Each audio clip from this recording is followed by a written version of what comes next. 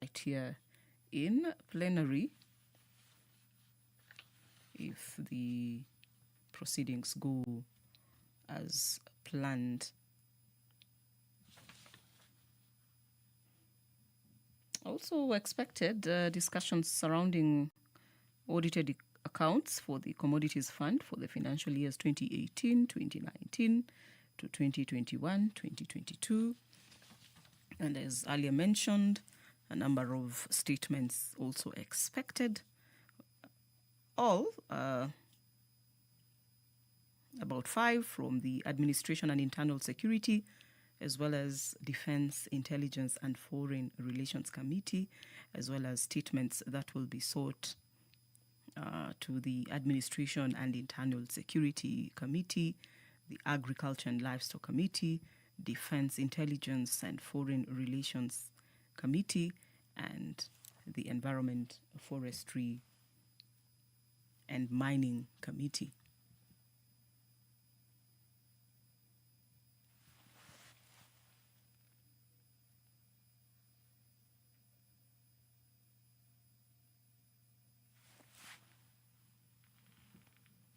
That, of course, will be happening once the House attains a quorum this afternoon. Just a bit of recap. Yesterday, members did put the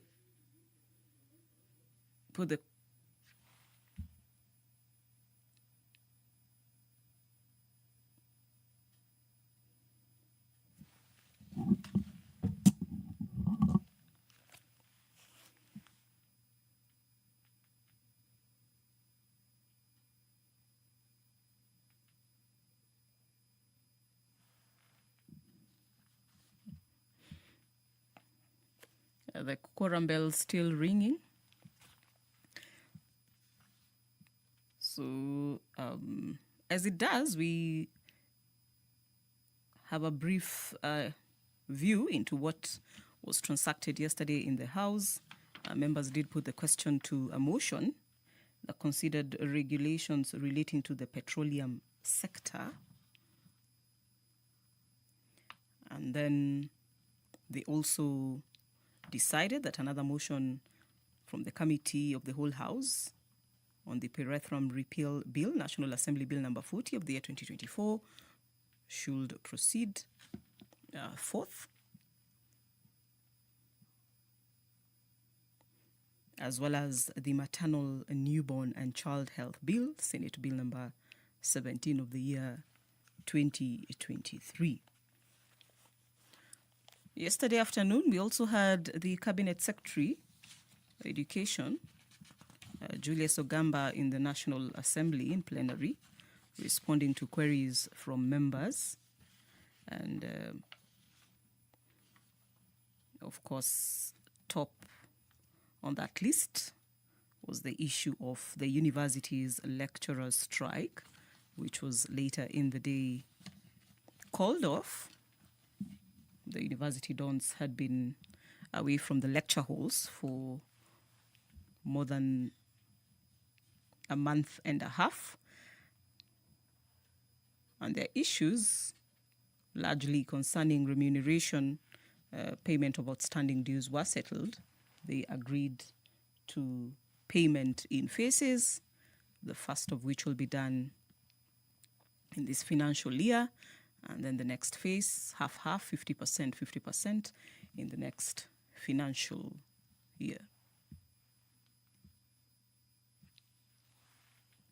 Sergeant at Arms, taking count, just to ensure that those numbers are attained, 50.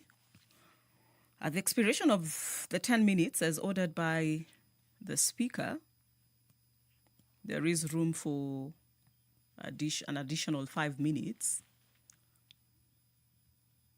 after which the Speaker will make the decision to adjourn the House to the next sitting, which in this case will be next Tuesday afternoon. But that depends on the outcome of events happening right now as that bell is ringing. members already in the House using the opportunity to just catch up, consult, as they have quite a lot on the in-tray this afternoon.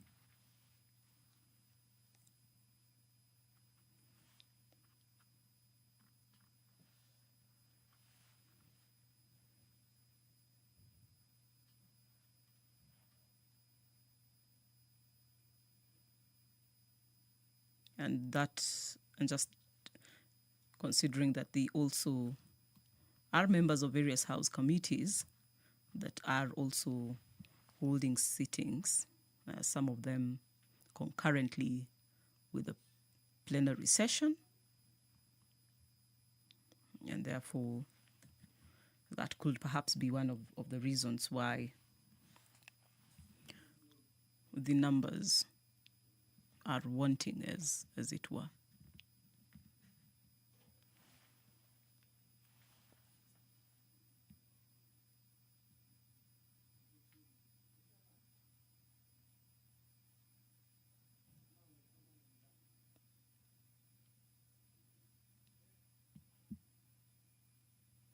Anytime now, as guided by the orderlies, the Speaker will be making an announcement as whether there is quorum or not.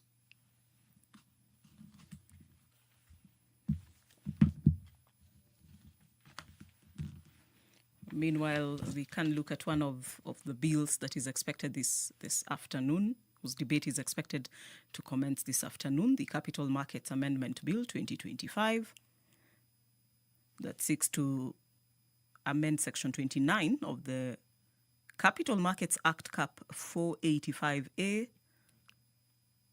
to refine provisions relating to shareholding limits within different license categories. And these are amendments that seek to enhance how business will be transacted by removing shareholding limits to attract more investment in regulated institutions. And just noting that without such limits, investors may be more willing to invest. Without such limits, I beg your pardon, investors may be more willing to invest significantly in terms of capital, leading to increased liquidity and expansion opportunities for relevant institutions. Part of the amendments include enhancing flexibility by conferring on the Cabinet Secretary, in consultation with the Capital's Market Authority, power to make regulations prescribing shareholding limits for different categories of business that require to be licensed or approved under the Act, streamlining regulations to simplify regulatory processes and facilitate more efficient and responsive adjustments to shareholding limits as dictated by market dynamics, as well as align with best practice. The amendments seek to ensure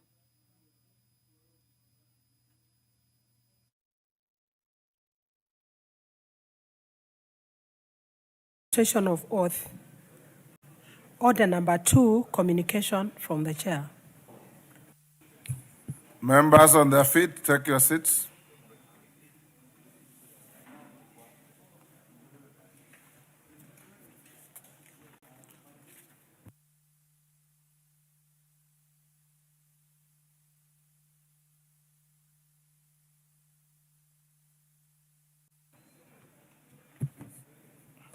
Honorable members, allow me to recognize a delegation from the Federal Republic of Nigeria. I wish to introduce to you a delegation from the Federal Republic of Nigeria who are seated in the Speaker's row. They are Dr. Musa Adamu Aliyu, Chairman, the Independent Corrupt Practices and Other Related Offenses Commission, ICPP, leader of the delegation. Senator Emmanuel Memga, Chairperson, Senate Committee on Anti-Corruption and Financial Crimes. Honorable Kayode Moshhud Akiolu, Chairman, House of Representatives Committee on Anti-Corruption Agencies. Honorable members, the delegation is accompanied by 3 representatives from the Secretariat of the Independent Corrupt Practices and Other Related Offences Commission, as well as 2 representatives from the Secretariat of the Ethics and Anti-Corruption Commission, who are seated in the Speaker's Gallery. They are in the country to gain practical insights on best practices and institutional standards in the investigation, prosecution, and oversight of corruption-related matters. On my behalf and that of the Assembly, I welcome them to Parliament. I wish them fruitful engagement during their stay in the country. In the same breath, let me acknowledge in the public gallery Mr. Samuel Thige, Lelit Primary School, Moiben, Baliach Legacy School from Soi, Uasin Gishu, and Camera Central from Kitutu, Masaba, Nyamira. I've been requested that Phyllis Bartow will be for 1 minute given to welcome the students. Go ahead, Phyllis, and all the others. Thank you, Mr. Speaker, for giving me the opportunity to welcome all the students from the various schools to Parliament. Particularly, I want to zero in to Moiben Lelit Comprehensive School. I want to welcome you to Parliament, and I want to congratulate you for having successfully completed your exams. And I hope that your experience in this house today is going to give you a pathway of your career choices from now henceforth. Welcome and feel at home and take your time and observe what is happening in Parliament. Karibuni sana. Yes, Millie. Thank you, Mr. Speaker. Mr. Speaker, Honorable Pato forgot that when you gave her an opportunity to welcome, she failed to welcome the members from Nigeria who are on a benchmarking mission, and we do welcome them to Kenya. And I hope you don't give CNN a chance to welcome them because he's laughing that he's not sure whether we can benchmark in Kenya on corruption issues. But I know we can, there's a lot to benchmark in Kenya on anti-corruption issues. But Mr. Speaker, I think one other thing that they can also benchmark coincidentally is that their delegation has no woman. And I hope they can in future do that, even though we welcome them in the House, but we hope they will add women in future in their delegation. I knew that is what you wanted to say. And on the jibes by CNN, I want to tell you, a river is never appreciated until it dries up. You go out there around the continent of Africa, and I've been to each and every country on this continent, and you realize how blessed Kenya is. It is now up to you, instead of being cynical, to fight the vices that can make Kenya better. Yes. CNN. Yes, Farah? 1 minute. Go ahead. I also want to take this opportunity to welcome the very distinguished delegation of members of Parliament, a member of the Senate, as well as the members of the anti-corruption body in Nigeria. It has a different name. I had a moment this morning, we had a lot of exchanges as the JLAC with our chairman, Murugara, and I can tell you there is a lot we learned from them, and they have a lot to learn from us also. So Nigeria is the economic power in West Africa.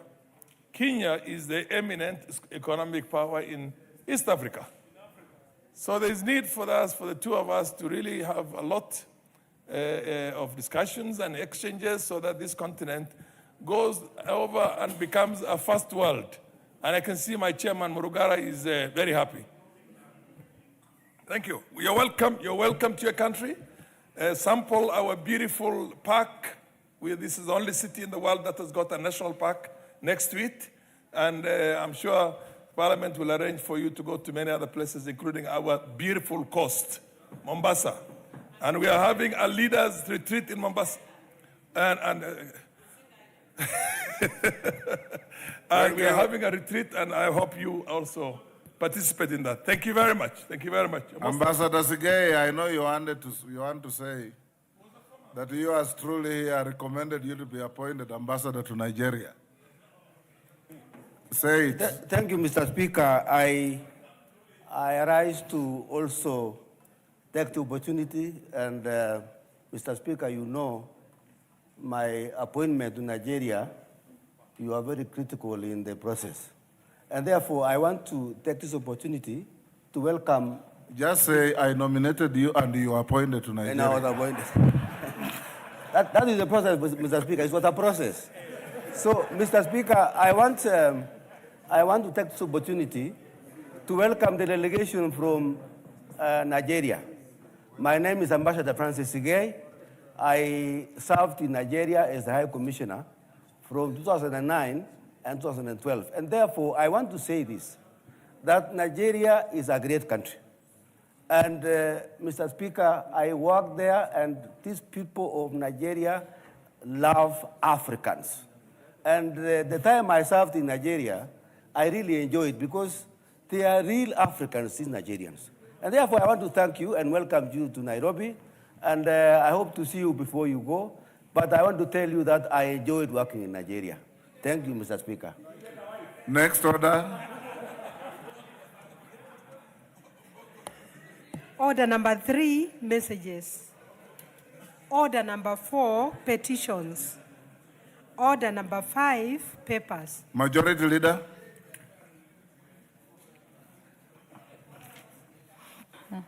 Honorable Speaker, I beg to lay the following papers on the table of the House today, Thursday, November 6, 2025. Reports of the Auditor General and the financial statement for the year ended 30th June 2025 and the certificates therein with respect. 1. Government Clearing Agency Fund. 2. ADB Africa Climate Summit Project. 3. Kenya Electricity Generating Company PLC. 4. University of Nairobi Pension Scheme 2007. 5. Kenya Symbiotic Program CEDA number 5110060 # Council of Governors. 7. Independent Policing Oversight Authority Mortgage and Car Loan. 7. East African Regional Transport Trade and Development Facilitation Project AIDA credit number 5638KE Kenya Revenue Authority. 8. GOK/UNFPA 10th Program Grant number B4210 State Department for Youth Affairs and Creative Economy. Number 9, COVID-19 Health Emergency Response Project credit number 6598KE Ministry of Health. And 10, Reproductive Maternal Neonatal Child and Adolescent Health RMNCAH Project Grant credit ID 6072 Ministry of Health. Thank you, Honorable Speaker, and I lay. Thank you. Chairperson, Departmental Committee on Justice and Legal Affairs. Thank you very much, Honorable Speaker. Honorable Speaker, I beg to lay the following paper on the table of the House today, Thursday, 16 November 2025. Report of the Departmental Committee on Justice and Legal Affairs on its consideration of the Judges' Retirement Benefits Bill, National Assembly Bill number 27 of 2025. Thank you, Honorable Speaker. Next order. No, sorry, Chair, Education. Bailey. Yes, thank you, Honorable Speaker. Honorable Speaker, I beg to lay the following paper on the table of the House today, Thursday, 6th November 2025. Report of the Departmental Committee on Education on its consideration of the petition by the employees of public universities and colleges regarding funding of the 2017-2021 Collective Bargaining Agreement, CBA. I thank you, Honorable Speaker. Thank you. Next order. Order number 6, notices of motion. Departmental Committee Chair, Education. Thank you, Honorable Speaker. Honorable Speaker, I beg to give the notice of the following motion, that this House adopts the report of the Departmental Committee on Education and its consideration of the petition by the employees of public universities and colleges regarding funding of the 2017-2021 Collective Bargaining Agreement, CBA, laid on the table of the House on Thursday, 6th November 2025. I thank you, Honorable Speaker. Next order. Order number 7, questions and statements. Let's start with Owen Bayer on the leadership statement on Thursdays. Thank you, Honorable Speaker. Honorable Speaker, I also want to join you to welcome the team from Nigeria, or they have left, but I want to join you in doing that. But Honorable Speaker, I also want to say this, that I am happy and excited that the strike by university lecturers is now over. And I want to thank the Committee on Education, particularly Honorable Meli's committee, for participating and playing a crucial role in resolving this stalemate that has been there for long. And also to particularly thank the Deputy President for the good work to coordinate Parliament and the Ministry and everybody to ensure that this strike has come to an end. So now our students can go back to university and work. Honorable Speaker, pursuant to the provision of Standing Order 44.2a, I rise to give the following statements on behalf of the House Business Committee, which met on Tuesday, 4th November 2025, to prioritize business for consideration during the week. Honorable Speaker, from the onset, allow me to officially welcome members back from the short recess. I trust that you are well rejuvenated and ready to tackle the last part of the 4th session. As we embark on the business ahead of us, it is noted that we still have a significant number of bills, committee reports, statutory instruments, and legislative proposals that will most certainly require our keen attention. Members, I therefore encourage committees and members to be present in the House and in committee meetings so as to conclude with any pending business in timely manner. Honorable Speaker, is to urge members to be here when we are starting Parliament, at least to provide quorum so that we start on time. It is not very good to have the Speaker actually sit there and wait for members. Members should be here before the Speaker. That is the tradition of Parliament. But I think we have an opportunity to improve so that we accord our Speaker the respect he deserves. To be there, for us to be there on time for the Speaker, to accord him the honors of entering the chamber and starting the session. Honorable Speaker, with regards to the business for Tuesday next week, the House is expected to consider the following bills at second reading, if not concluded today. Of course, all these bills most probably, Honorable Speaker, will come next week. The Tea Amendment Bill, Senate Bill number 1 of 2023. I think we have a few minutes remaining on this. Good debate on this. The people from tea growing, we had a robust debate on the tea issues, Honorable Speaker, and I will request members to be here, especially those from the tea growing areas. We need to make a change. We need to actually bring money to the farmers in respect to tea growing areas. Government-owned enterprise bill, the Capital Markets Amendment Bill 2025, the Judges Retirement Benefits Bill 2025. Honorable Speaker, I think this is a very important piece of legislation. You remember the colloquium in Mombasa. We discussed the Judges Retirement Benefits Bill 2025, and I think it is a piece of legislation that we must participate to give the judges retirement benefits. For the provisional collection of taxes and duties, Repeal Bill 2025 that is coming on. And these are important bills, Honorable, that we expect next week. Additionally, my Speaker, debate will be undertaken on the following motions, some of which are listed in today's order paper. Consideration of the sessional paper number 5 of 2024 on the National Green Fiscal Incentives Policy Framework. The report of this bill, Honorable Speaker, is in the table office. And I want to request members to actually read this report. It is a new thing, a new phenomenon, the National Green Fiscal Incentive Policy Framework. That as debate comes in, it is important that we keep ourselves with the knowledge on this green fiscal. The report is ready. Please take time and read it so that we have good debate. Secondly, consideration of the amendment to Article 24.2a of the Protocol on Establishment of the East African Community Customs Union, an important piece of legislation.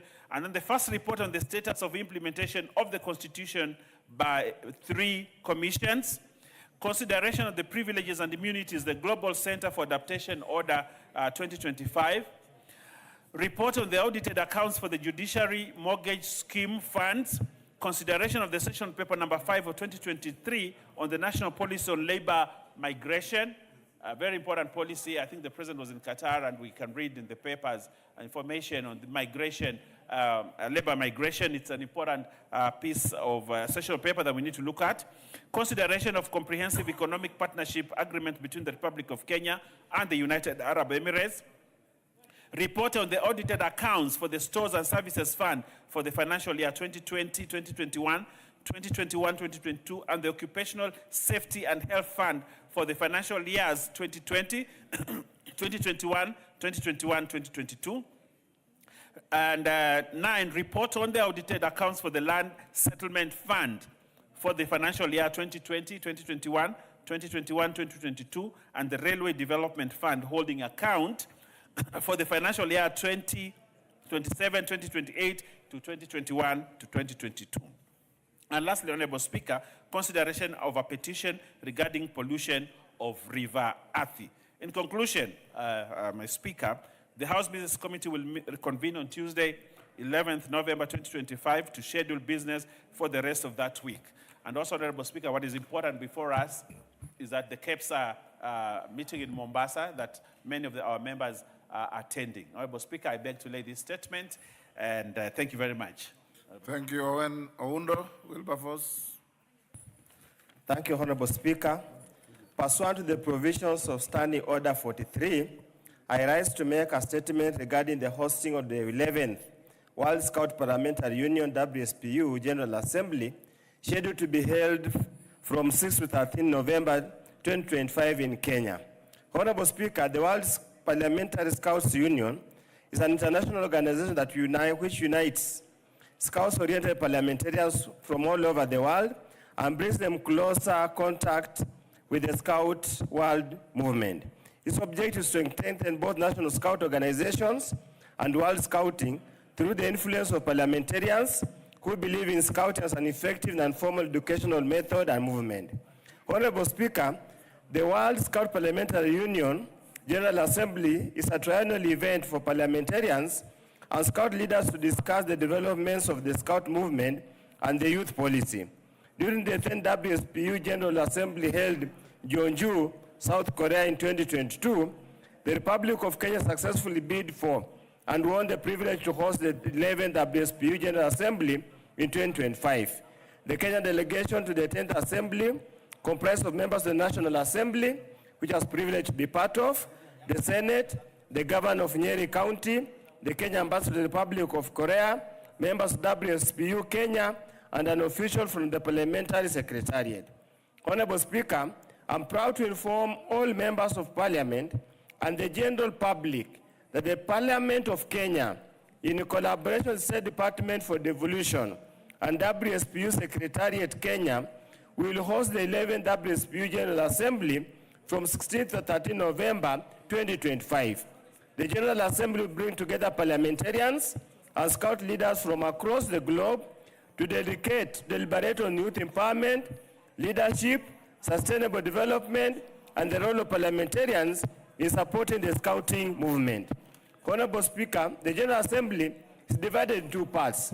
The WSPU Youth Assembly, to be held from 16th to 9th November 2025 in Nyeri County, the birthplace of Scouting in Kenya, and the final resting place of Lord Baden-Powell, the founder of the Scout movement, and the main General Assembly, scheduled for 19 to 13 November at Safari Park Hotel in Nairobi County.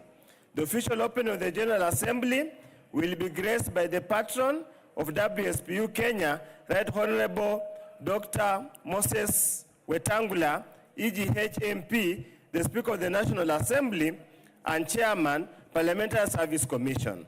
The main General Assembly will culminate in adoption of key decisions and resolutions guiding the global parliamentary Scout movement.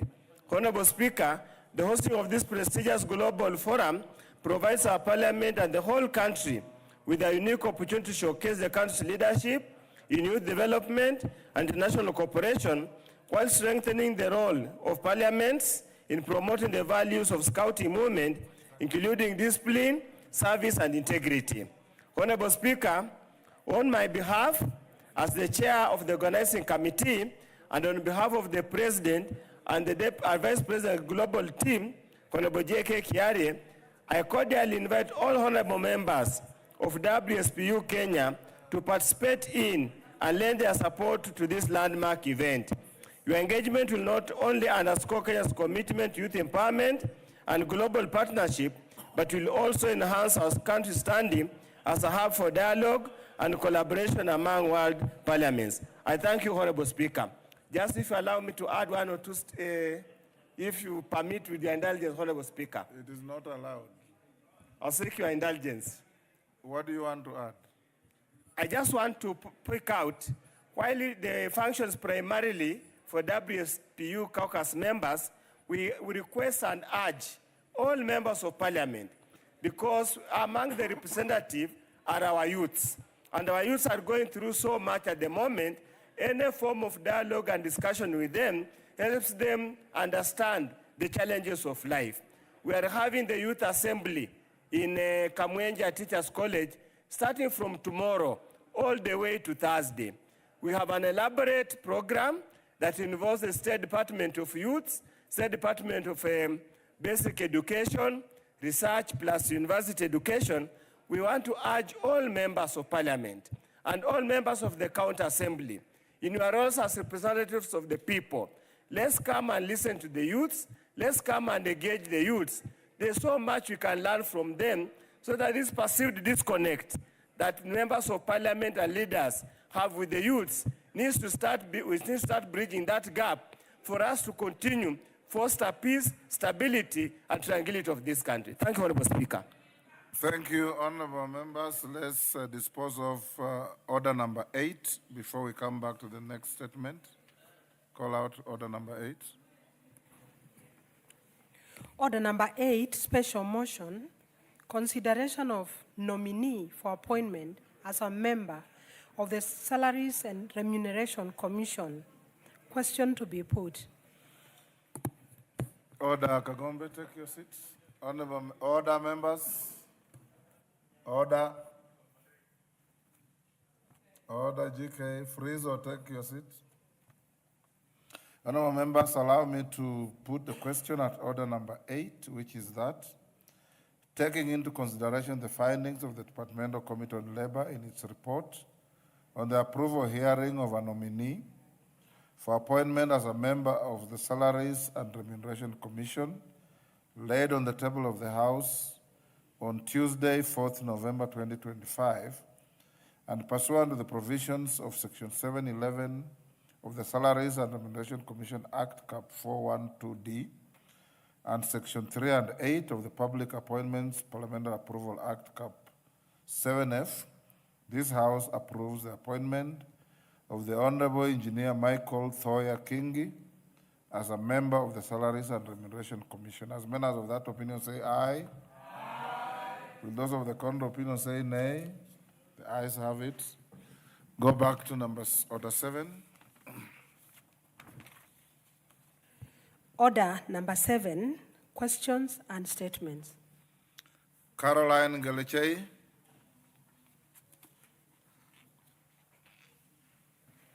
Thank you, Mr. Speaker. And it's important to inform you that I informed the House of your message to the Speaker. Yes, sir. And yes, is it yesterday or Tuesday? We observed a minute silence in honor and memory of the tragedy that befell your county. Thank you, Mr. Speaker. The general statement on landslide in Elgeyo Marakwet County.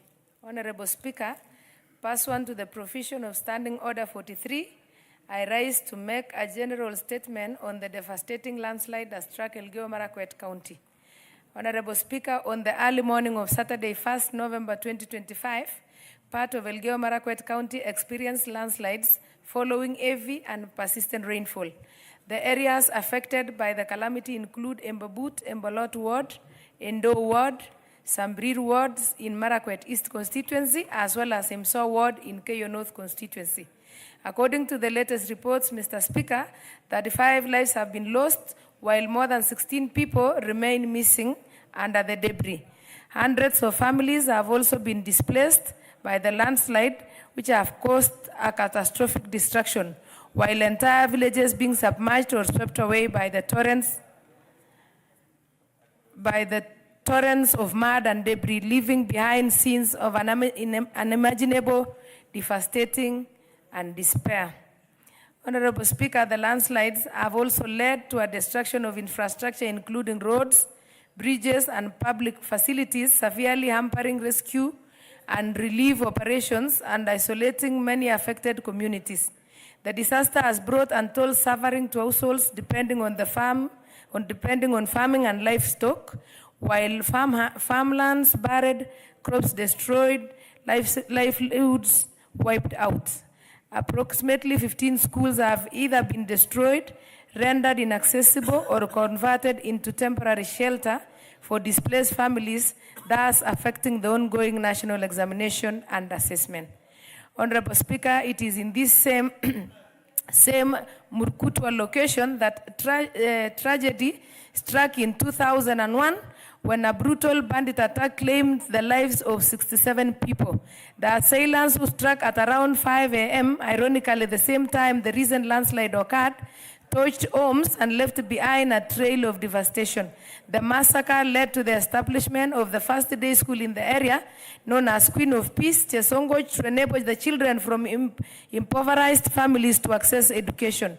Further, in January this year, the 3 peace ambassadors were ambushed and killed by bandits, prompting the government to launch a major security operation that has since restored a resemblance of lasting peace in the valley. Honorable Speaker, this recent tragedy has once again exposed the vulnerability of families residing along the steep escarpment of valleys of the Elgeyo Marakwet.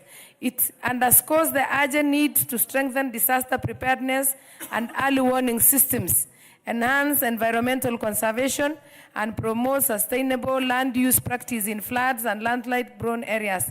As a country, we must improve coordination between the national and county government to ensure timely response, relocation of at-risk communities, and the restoration of livelihoods. Mr. Speaker, for the many residents settling along the escarpment was not a matter of choice, but of survival. The area became a refuge from the frequent bandit attack that terrorized the lowlands near the Kerio River.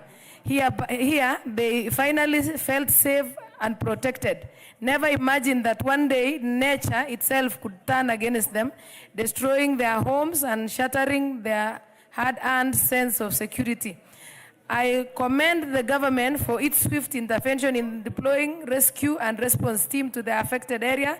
To the people of Elgeyo Marakwet County, I assure you that I will be there for you. We will be there for you. You are not alone. We will fight this tragedy that has fallen our home together. Finally, I take this opportunity to convey my heartfelt condolences to the bereaved families, those still searching for their loved ones, and all affected by this tragedy. To the residents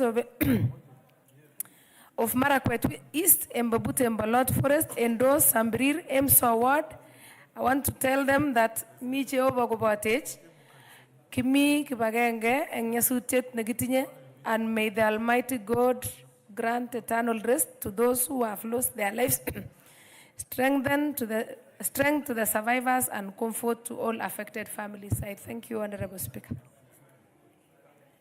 Thank you, Caroline. Phyllis Barto.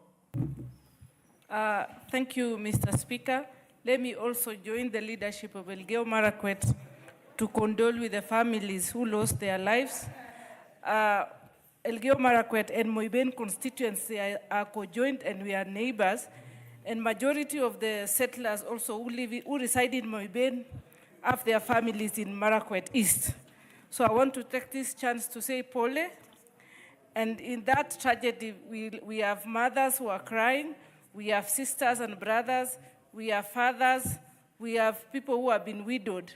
And it is unfortunate, Mr. Speaker, that in the same space, once upon a time, there was a banditry attack, and so many lives were lost to the tune of 67 members. And it is the same place again that the floods have visited and destroyed families. How I wish that the government can take this opportunity to resettle these families in safer ground, because it seems this floods disaster will never go away, and make sure that the lands which are currently occupied by those residents are converted into government forests, so that they are. And I would also wish that the government compensates these victims, make sure that the students who are taking their exams are supported so that they are not affected, so that they can continue with their exams, and the schools which are destroyed to be rebuilt. And once again, from the entire constituency of Moiben and the people of the great people of Moiben, I want to say, Pole sana, we are together in this, in mourning. Member Keyo North. Thank you very much, Mr. Speaker, for this opportunity. Mr. Speaker, I want to take this opportunity to pass my heartfelt condolences to the families of those people who lost their loved ones, and also to wish the quick recovery to those people who were injured following the mudslide in Marakwet East. Honorable Speaker, also in my constituency, a mother and a grandchild, and I also want to say Paul to that family. Mr. Speaker, these people of Elgeyo Marakwet, and especially Marakwet East, have really suffered a lot. From the crisis of insecurity that we thank the government because it appears to have been sorted out, to now the problem caused by Mother Nature. Mr. Speaker, as we say, Pole, and asking government or as you say, Pole, I want to request and ask government to people of Elgeyo Marakwet, to also other Kenyans. We have people who are facing cases of floods in Nyanza province and all other sides of the entire country. So I think in Busia, in also Coast, I think as a country, it's high time that we prioritize protecting the lives of Kenyans, so that as we put forward the interest of development, we also ensure that our people are being settled in safe grounds. Commissioner Makau. Thank you, Mr. Marakwet, for the death of those victims of floods and landslides. Mr. Speaker, this is a wake-up call that climatic change is real, and it's high time.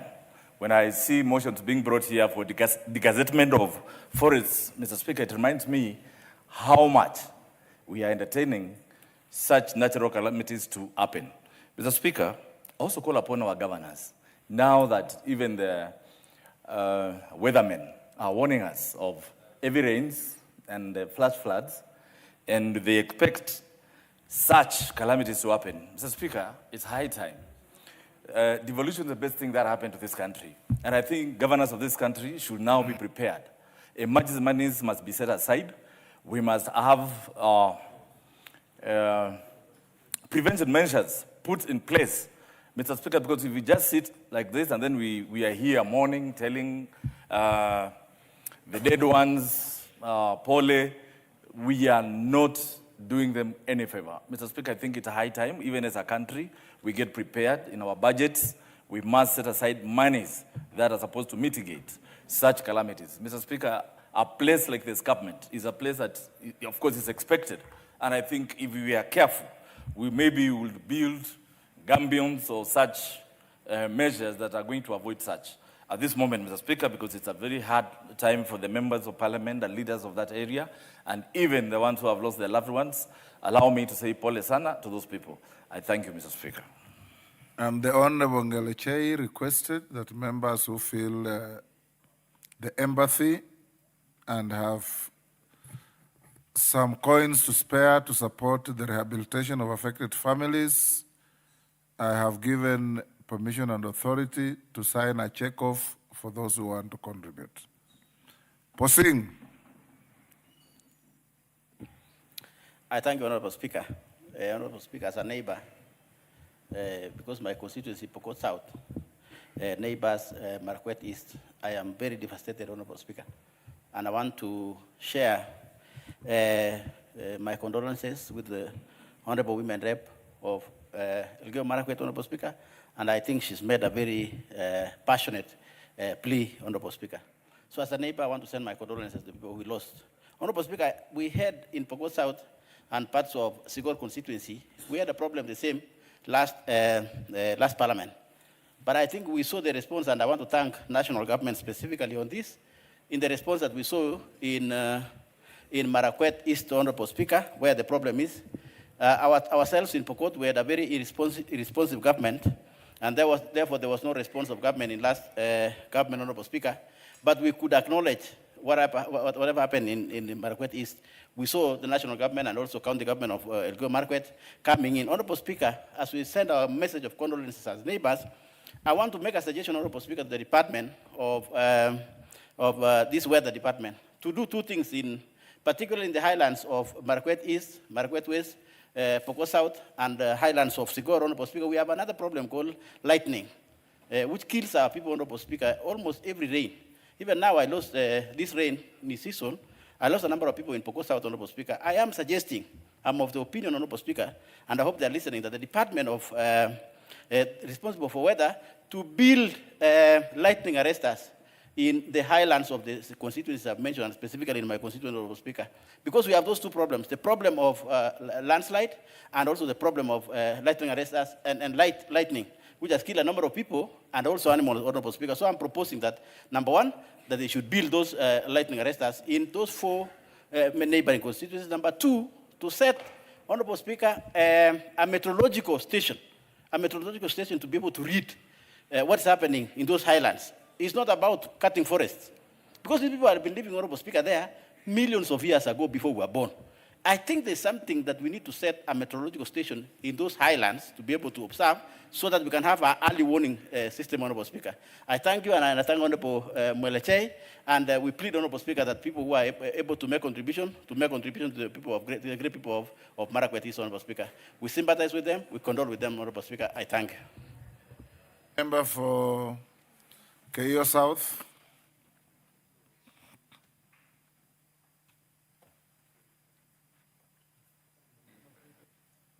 Give him the mic. Thank you, Mr. Speaker. Mr. Speaker, I join my colleagues in mourning and saying pole to the people of Marakwet East, especially the people of Chesongoj, and the people of Keio North, especially the people of Kipendo. Mr. Speaker, the landslides in Elgeyo Marakwet are not random. In the year 2007, we lost people. In the year 2012, we lost people. In the year 2019, our old school in Marakwet East, I think it was Liter. It was swept by floods, the entire school. In the year 2020, we lost people again. Now, 2025, we have lost people. I am worried, Mr. Speaker, because this will reoccur. The entire stretch of Kerio Valley and the topography of Elgeyo Marakwet County and more so West Pokot County consists of 3 topographies. There is the islands, which there is no problem. There is the escarpment, the Kerio escarpment, and then there is the valley, the Kerio Valley. So when rain, there is a lot of rain in the islands, it goes down the valley. The space between the Kerio Valley and the islands is what we call the hanging valley. Usually it's not because of huge rain, it's because of very, extensive, like it can rain for 24 hours with very small rain. It makes the ground to soak, and then it takes all what is available. What causes this? What issues of cultivation? You don't want us to cultivate on these steep areas. What will we do? What will we eat? Daktari nyuma yetu Musyoka. SG karibu. Na ukisalimiana sana itakwambia ukaa chini. Haraka haraka. Sitakupea tikiti ukifanya hivyo.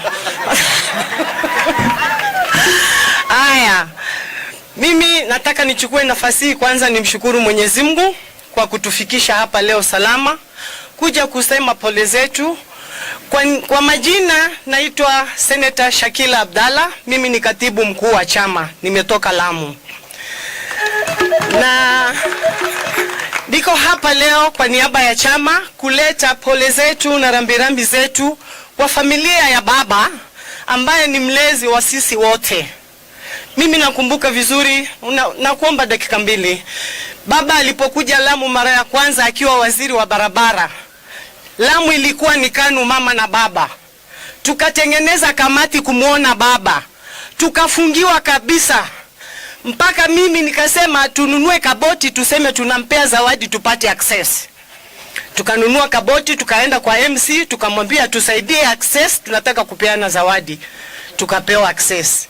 Tukamwambia baba, hii ni zawadi yako na tuko na kamati yako, bahasha ni hii. Akanambia simama hapo mama.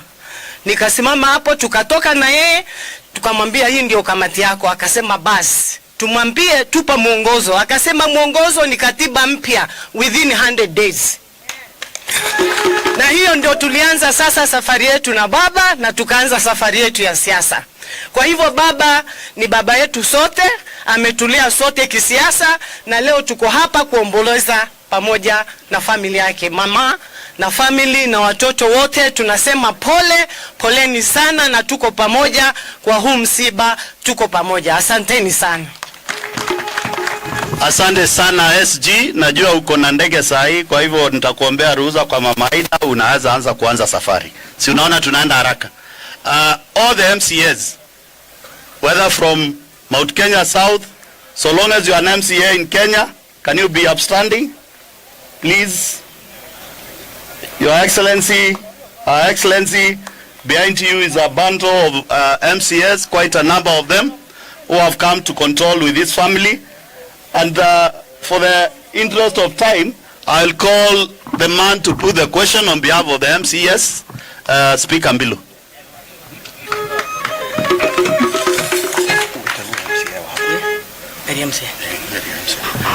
Kwa kifupi sana kama mmeelezwa, majina naitwa Douglas Bilu, Speaker wa mbunge ya Makueni. Kwa ratiba zote na kwa heshima, hatutanena mengi, lakini Mheshimiwa Mula ameniambia kwamba kuna area MCA wa area hii. Tafadhali Joe Mheshimiwa.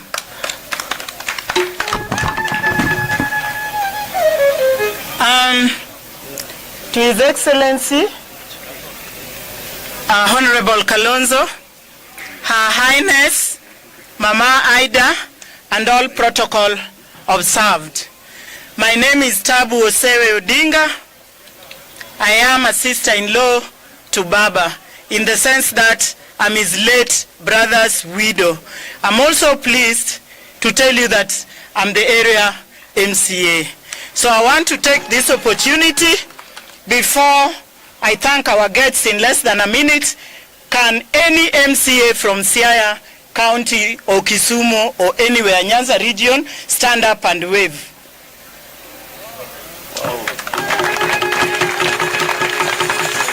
Thank you very much. I'm not supposed to say much, but because I've said that I'm Baba's sister-in-law, allow me to thank our visitors. Mheshimiwa Kalonzo, today Mama Aida woke up very emotional. From morning I've been avoiding her face. And when I asked one of her aides, she told me that Mama is very emotional today because Mheshimiwa Kalonzo is coming, and this is, you know, she has to be emotional because Mheshimiwa Kalonzo reminds her a lot of Baba. Thank you, Mheshimiwa, for having kept with Baba well. We respect you. I must say, I know Auntie Ruth is going to speak later, but personally, I want to tell you, as the Odingas, we know the relationship you had with Baba. We know how you respected him. We know how genuine you are to him. So thank you very much. I can't forget to thank my own governor, Governor Orengo. I want to tell Governor Orengo that you've really amazed us, the Odingas. Since Baba died, you have behaved not like a governor, but like Baba's real young brother. Thank you, Governor Orengo.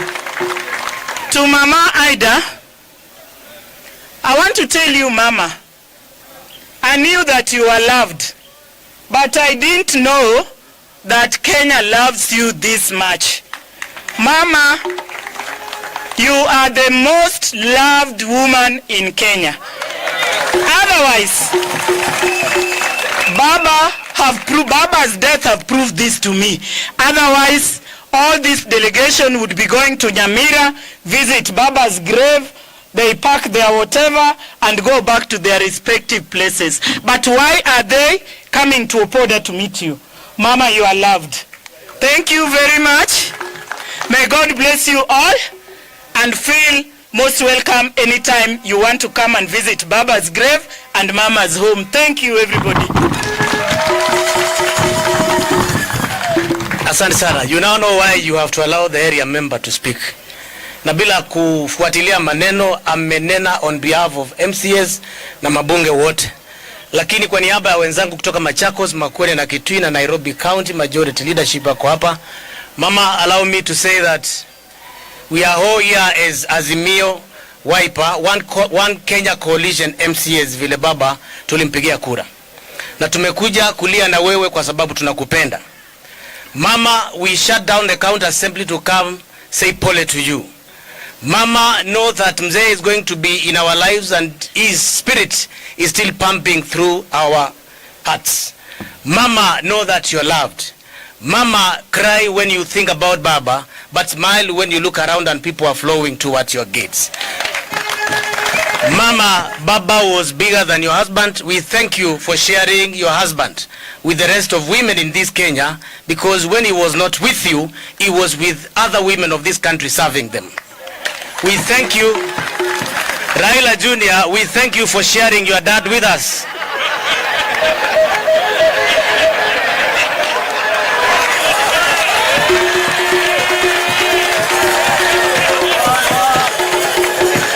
Raila Jr., Rosemary, Winnie, thank you so much on behalf of Makueni and Wiper fraternity for sharing your dad with us. He had short time with you. Majority of time he was with citizens of Kenya, and many times he was with Steve. So when he wasn't with you, blame Steve, Kalonzo, Musyoka, no more. They were thinking about future generations of this country. Thank you so much, and may God bless this family. Asante sana Speaker Makueni Mbilu.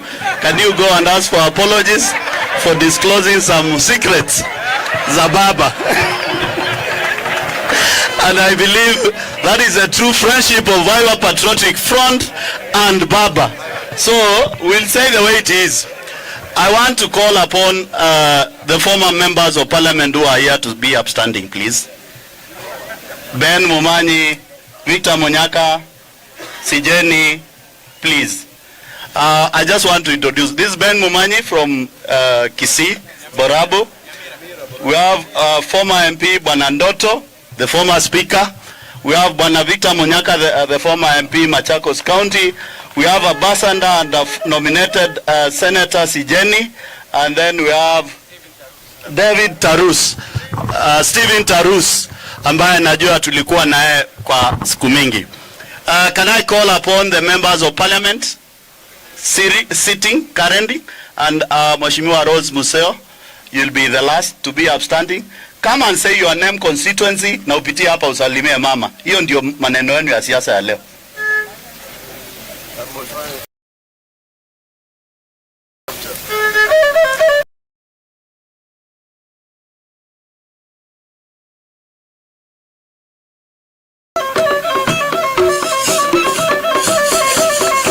Members, tafadhali tuharakishe. I'm pressed by time. Assalamu alaikum. Majina yangu ni Paul Musimi Nzengu. Mimi ni mbunge wa Mwingi North huko thank you very much. I'm Engineer Zambia, member of Parliament, Kilome constituency, Makueni County. Poleni sana familia. We believed in Baba and we trusted Baba. May God bless you all. Thank you. Edith Nenze, member of Parliament, Kitui West. I give my condolences from Kitui West people. And to Mama, I say pole sana. It's not easy to be left by your loved one. I went through this, and I remember, although we are not supposed to talk, your husband really held my hand together with Stephen Kalonzo Musyoka by coming to my home to condole with me and also to our family in Kitui. So what I can tell you is that Psalms 121, I will look up to the hills, from whence does my help come from?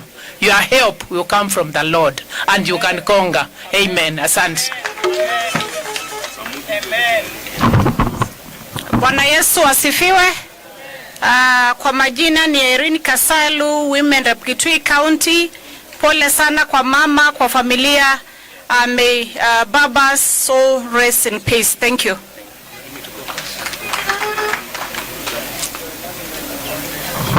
Yeah. Jina langu ni Makali Mbulu.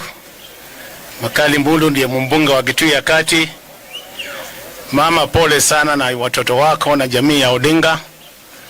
Mimi binafsi kuna jambo nilisoma kutoka kwa Baba. Naomba Mungu anisaidie niendelee nayo. Na hilo jambo ni kupenda nchi yako kuliko kujipenda wewe mwenyewe. Baba, rest in peace, and we trust that wherever you are, your spirit will live with us forever. Amen. Asante. Joey.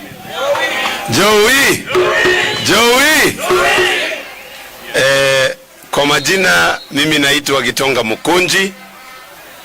Mimi ni mbunge wa area ya Embu. Mimi nimetoka kule mlimani. Na Mama Aida Odinga, mimi ni mmoja wa wale I've interacted a little bit na Baba, kwa sababu mimi ndiyo chairman wa Young Members of Parliament katika bunge, na close to 80% ya the Young Members of Parliament wote wamepitia katika mikono ya Raila Amolo Odinga. Na niko hapa leo kupeana pole on behalf of myself. Pia Mama Aida, nimekuja na delegation pia kutoka hapa Embu. Sijui wako wapi, wasimame waonekane tafadhali. Kama wako hii area wakuja wasimame.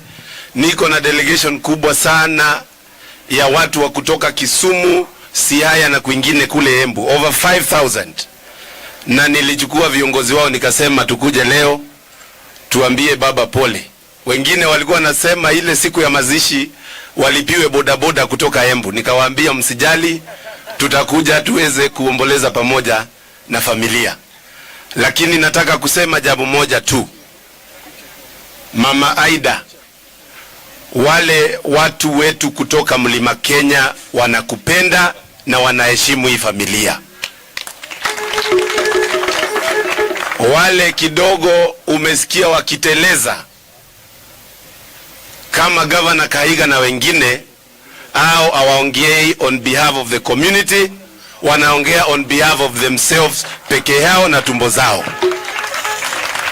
Na nataka kusema Mama Aida, Kenya still needs the Odinga family.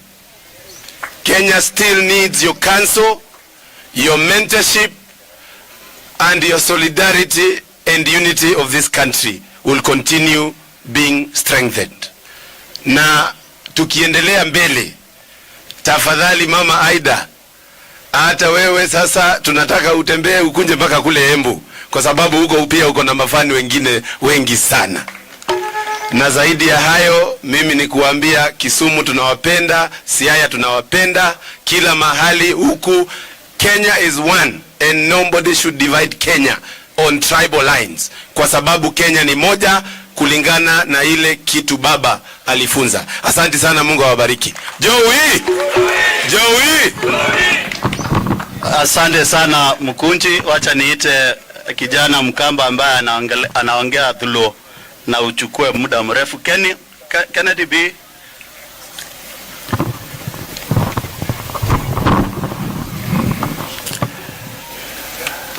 Bondo untie? Jethuru untie? Wawuotho gi party leader mara miluongo ni Kalonzo Musyoka, wakowe wabimiu pole Mama Aida gi nyithindi Rosemary gi Winnie gi Junior gi Ruth wameyo pole. Wan jo wiper neno wawuotho gi baba miluongo ni baba neno wan kode 2013 neno wan kode 2017, lakini 2017 mama adwa mpimo nukuyie neno wachoga macha baba tumobedka baba wa matin machango macha baba tomatango baba wa matin mano Kalonzo kech baba weyowa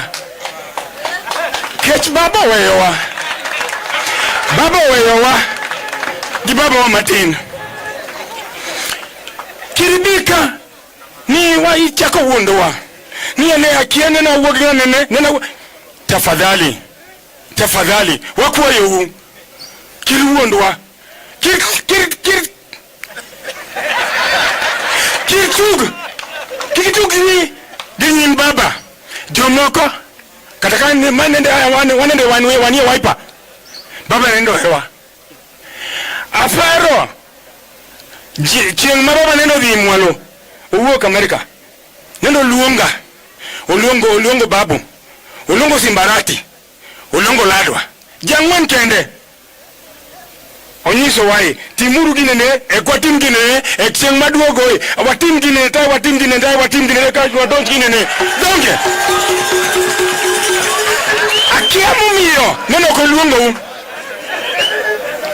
min piny achaka ginyalo paro chieng manene wadimo swere nyin nene kanyo the day before inyeo gima nende watimo neno oluongo kendo chako luongo babu kendo chako luongo Aladwa gi Simbarati gi Tije Kajwang gi gamani Canada kucho nyingine Miguna wapango gimaneno wapango tai watimo rehearsal tai watimo ginene wago picha wago video tai neno miyo wa jiadek video in case kwa chopo kumwadhie Uhuru Paka nene namba dek Simbarati nene namba chiel I think ni babu kosa Aladwa nene namba rio utim ginene make sure gini ochopo komika media anyway mama adwa kwayi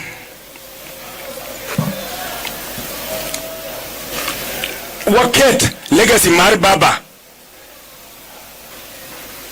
with a lot of politeness.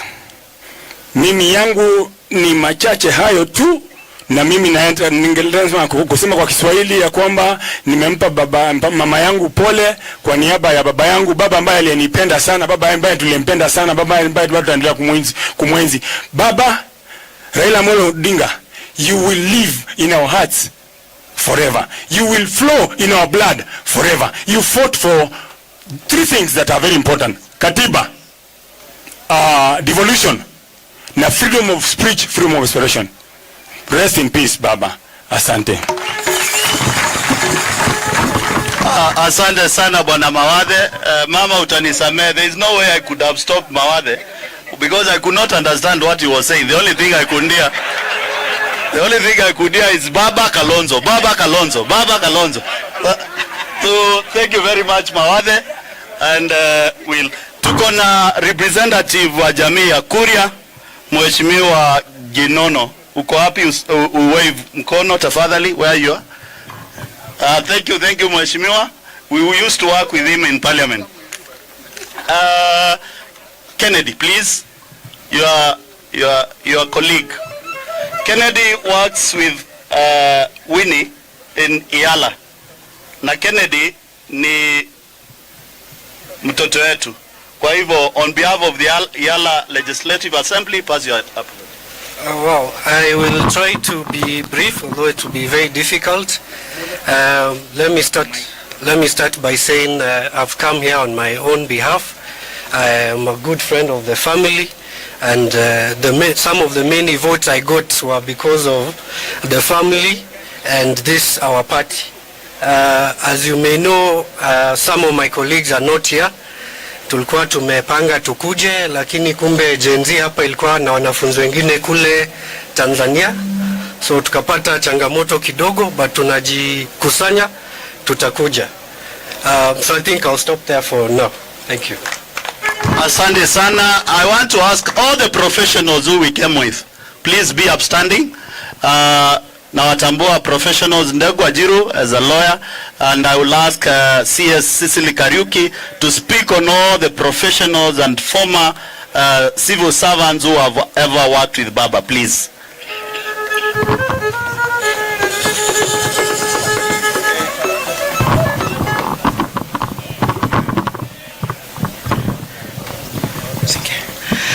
Your Excellency Mama Aida, mama wetu, mama ambao tunampenda sana. Your Excellency former the Vice President Kalonzo Musyoka, our team delegation leader, all the leaders who are present here today. Bwana Yesu asifiwe.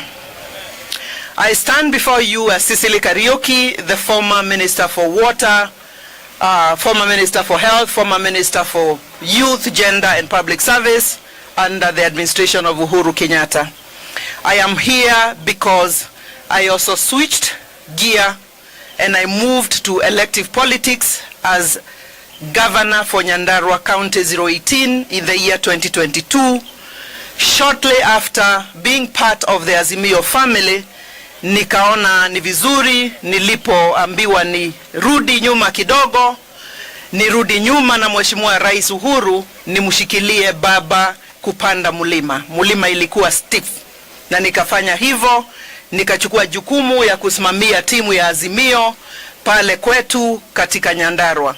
I am proud here today as I come to mourn a mentor, a leader who have impacted lives, a leader who has taught us what courage is, even when things get very tough. Baba for me was not just another leader. We scaled the Abadeas in the county of Nyandarua together, big trucks trying to look at how we can deepen democracy in this country.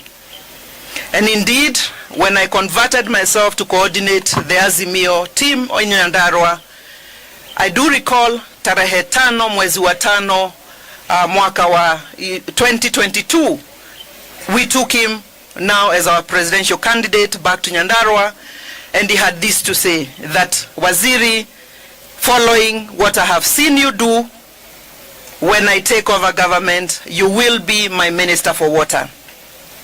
I never lived to see that dream because he never lived to the president of this country.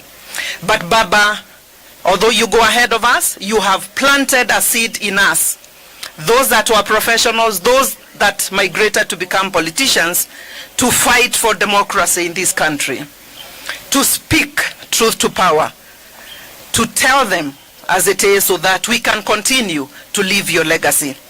Baba, you may be gone, but you have left a lot of us who are convinced that unless we speak truth, unless we fight for deepening of democracy, unless we speak the truth, this country may go to waste. Mama, we, particularly the women in leadership, adore you.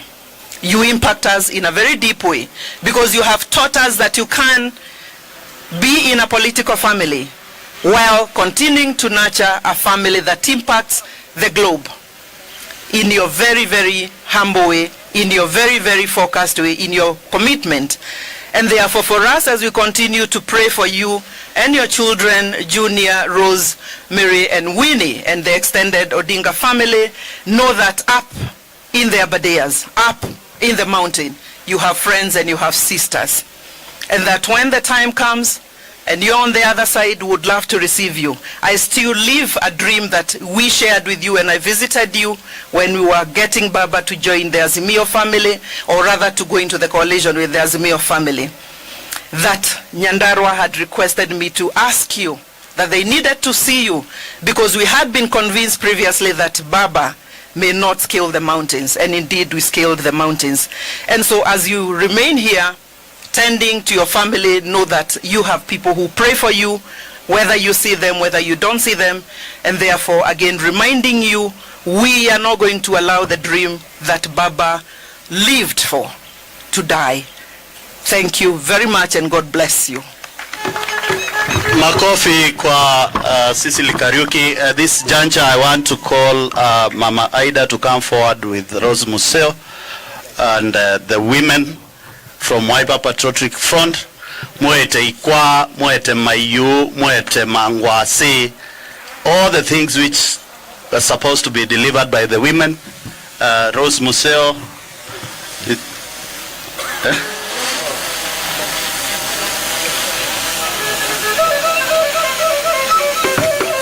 And then I will ask Senator Kio to be ready so that we can move with speed. Yes. Tauliza Mama Aida, please. Wiper Patriotic Women League, please move forward. Asante Ruth. Na wakati ilikuwa naita wa MP siku kuona, lakini najua uko nyumbani. Nitakuita.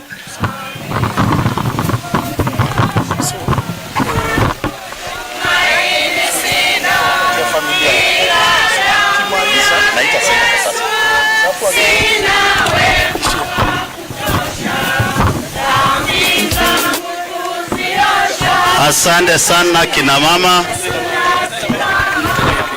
Katika jamii la Kikamba, tukipatwa na janga kama hili, kina mama kutoka jamii yetu walikuwa nabeba vitu mingi kupelekea mama ambaye amepatwa na hili janga.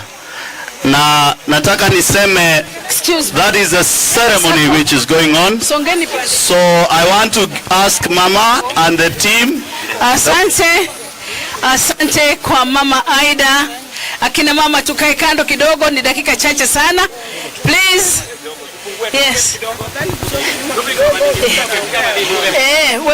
We go aside, we be aside because the cameras want to see what is happening. Okay. Naomba hawa wako hapa mbele, tafadhali tufungue njia, zile kamera zile zinafaa kuona zile zawadi mnapea mama tafadhali. Okay.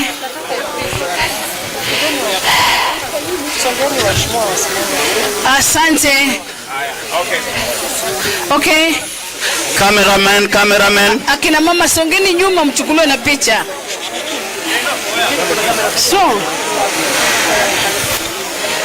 Asante kwa Mama Aida, kwa Mheshimiwa His Excellency former Vice President ambaye ndiye party leader wa Wiper, pamoja na governors wote. Sisi letu tumekuja kusema ni pole. Tafadhali tutulie. Tutulie. Asante, tutulie. Tumekuja kusema pole kama kipande kidogo cha kina mama wa Wiper Women Patriots, kukupatia pole kwa sababu mama, ulipopata msiba siwe peke yako, ni sisi sote tulipata msiba huu. Hao mama wametoka Mombasa, wengine wametoka Ukambani, wote, na tulimpenda baba sana. Na sisi tunasema kwamba mama, vile baba alikuwa ndiye simba wa siasa, akina mama wakaona waweze kukuletea zawadi ya simba ambao utakuwa ukiweka pale nyumbani, unaangalia, unamkumbuka baba. Na Mama Aida, you are a special lady. If you manage kuweza kumanage simba ambaye alikuwa anaogopewa Afrika mzima na ulimwengu, mama, we value you, we adore you, na tunakupenda kwa sababu success ya demokrasia ya Kenya inapozungumziwa, hakika Aida haukosi katika historia ile, kwa maana ni wewe ulikuwa unamwezesha baba kuweza kuwa na confidence ya kwenda mbele despite mambo yote ambayo alipata. Tunajua aliteseka sana kwa sababu yetu. Uhuru tulio nao leo ni kwa sababu ya sacrifice yako na baba. Tuseme hivi ya kwamba urafiki wa baba na Mheshimiwa Kalonzo ni Mungu alileta. Please.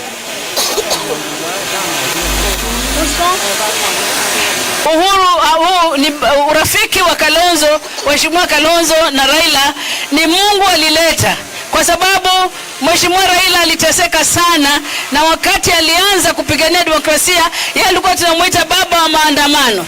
Na basi waliposhikana na Mheshimiwa Kalonzo, Mheshimiwa Kalonzo akaanza kumfundisha Raila mambo ya diplomasia, manake alikuwa ni mdiplomasia.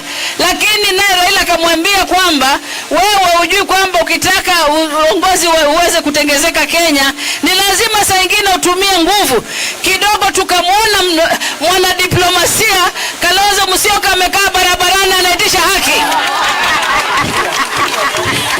Mheshimiwa Kalonzo alikuwa anatayarishwa na baba kwa sababu ya mambo yanayokuja, na kusema kweli we respected Raila even up to death.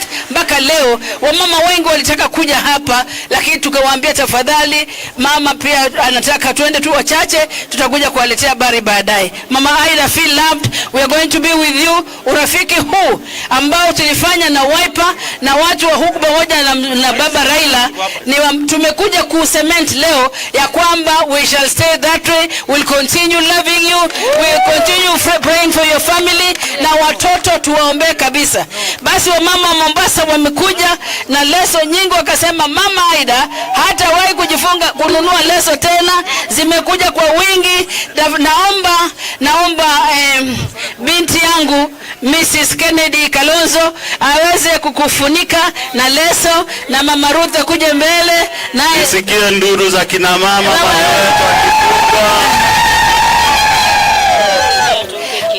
Sister Ruth, umemsomea? Soma na mic mami. Yes. Kanga yetu inasema wema wako ni hazina ya milele. Amen. Tukimaanisha wema wa baba Raila ni hazina ya milele. Amen. Thank you. Oh, thank you. That's beautiful. Asante. Mama, Sister Ruth, thank you. Ngoja kidogo. Alisoma tu. Time imeisha. Asante. Basi tunapomaliza mama, tumekuja na mambo mengi. Wow. Thank you. Hapa kuna kitu. One thing Mama Aida, kile tumeleta zaidi kikubwa ni upendo. We have brought in our love, and I can see here there is a Bible and a book. I know you'll be given many Bibles, lakini kitabu hiki kitakufanya ukae karibu na Mwenyezi Mungu, uendelee na kuombea wa Kenya ili ile kazi baba Raila alifanya isiishe, iweze kuendelea na ikae katika mioyo ya wa Kenya. Tumekuletea pia machungwa na mambo mengi yako kule, lakini ni sample ya kwamba huko Ukambani tumetoka na huko kwingine tumetoka, si dengu peke yake, hata machungwa yako.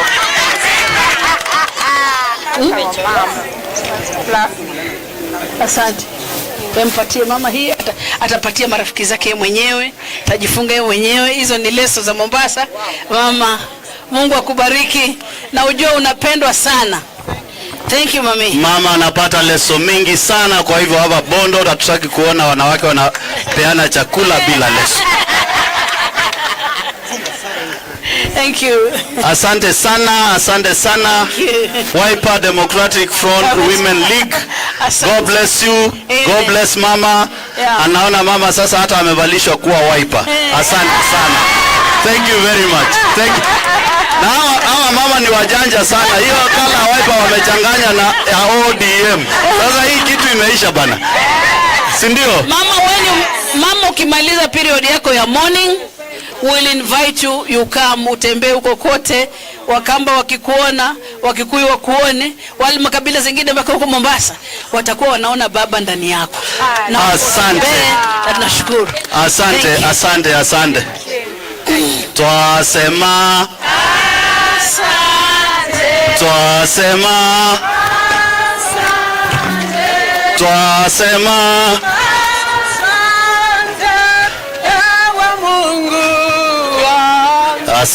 Asante. Nataka kumuita Senator Kio kwa niaba ya all the senators, na nataka niulize kwa kifupi, ile team kutoka Nakuru ya wakulima. Hebu kujeni hapa. Tafadhali team kutoka Nakuru ya wakulima kujeni hapa ili tumalize hii maneno ya matunda, nyanya na kila kitu. Tujue ni gani mama atatugawia tukielekea nyumbani na ile tutabaki nayo. Kwa hivyo mama, nitakuita tena hapa mbele. Hao ni wakulima kutoka Nakuru ambao wamejitayarisha, wanataka kuja kukupatia vitu za kukaa kwa hii boma kwa sababu wageni wataendelea kuja. So team kutoka Nakuru. Yes. Mama, nakuomba tena.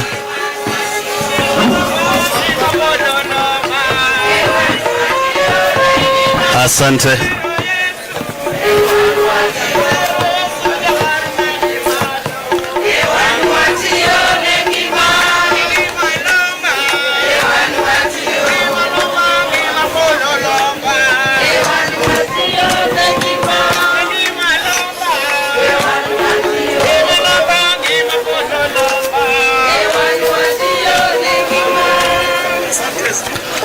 Asante sana.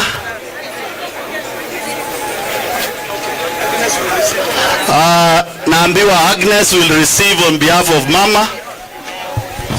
So asanteni sana watu Nakuru. On behalf of mama tunasema erokamano uru, Nyasaye ugwedhu. Thank you very much. Imefika. Si mama wana mama? Hebu mshabaini mama. Bas. Asanteni sana na Mungu abariki. Bwana Yesu asifiwe. Kwa niaba ya Nakuru Wakulima Market tumeleta pole zetu, na wenye walibaki katika soko ya Nakuru wakulima pia walituma rambirambi zao, tukiwa chini ya kiongozi wangu Mr. Peter Karuri. Thank you. Asante. Nataka tufanye kazi kwa mpangilio. Imefika, neema ya Mungu iwe juu yenu sasa na siku zote za maisha yenu. Asante. SG. Asante sana Senator Kio. Karibu. Senator Kio. Now, Senator Kio, after this you call upon the governors who are here, and before that you will agree with the MC about truth. So karibu Senator Kio. Erukamano mama.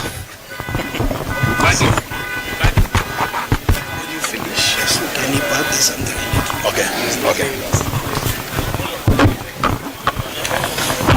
Ndugu, chunga imani yako, majaribu ni kama moto yanayochoma imani yangu. Bwana, naomba unisaidie. O ndugu, chunga imani yako, majaribu ni kama moto yanayochoma imani yangu. Bwana, naomba unisaidie. No, you cannot tell me about time now. Kama ni time meharibu wakati kitambo, kaa pale nimalize alafu ndakupatia. Bwana Yesu asifiwe. Bwana Yesu asifiwe. Asante sana. Mama, mekuja kusema pole. Pole kwako na pole kwa familia kwa sababu ya kumpoteza baba. Nimesema mara nyingi na nitarudia leo, Baba Raila Amolo Odinga was much more than just a family man. Baba Raila Amolo Odinga was a father of our nation. Alikuwa ni baba ya watu wengi. And because I have the microphone, Mama, you allow me to say two things. Because I don't know when else I will have this opportunity to say what I must say. Governor Jim Orengo, my leader, you know, we have been through this journey with you. And you know, we have sat through sensitive meetings, deep conversations. So when I see and I hear people say things about the political position of His Excellency Raila Amolo Odinga, mimi naangalia na nacheka. I want to make it very clear here kwa compound ya Raila Amolo Odinga that Baba was very clear about where this country should go. He did not mince his words.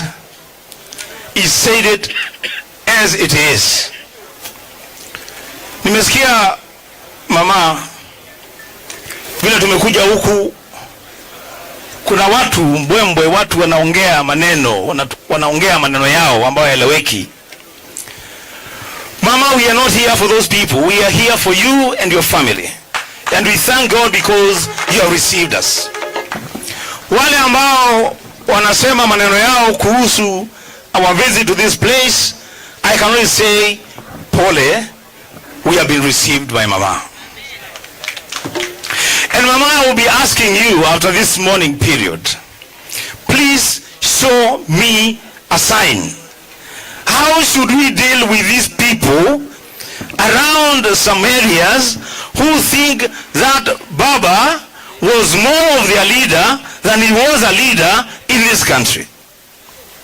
Mimi nataka niseme hivi jameni, aniende nikae chini.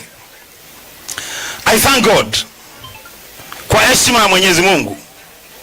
I have had the privilege of sitting in some very high level meetings courtesy of Raila Amolo Odinga and His Excellency Dr.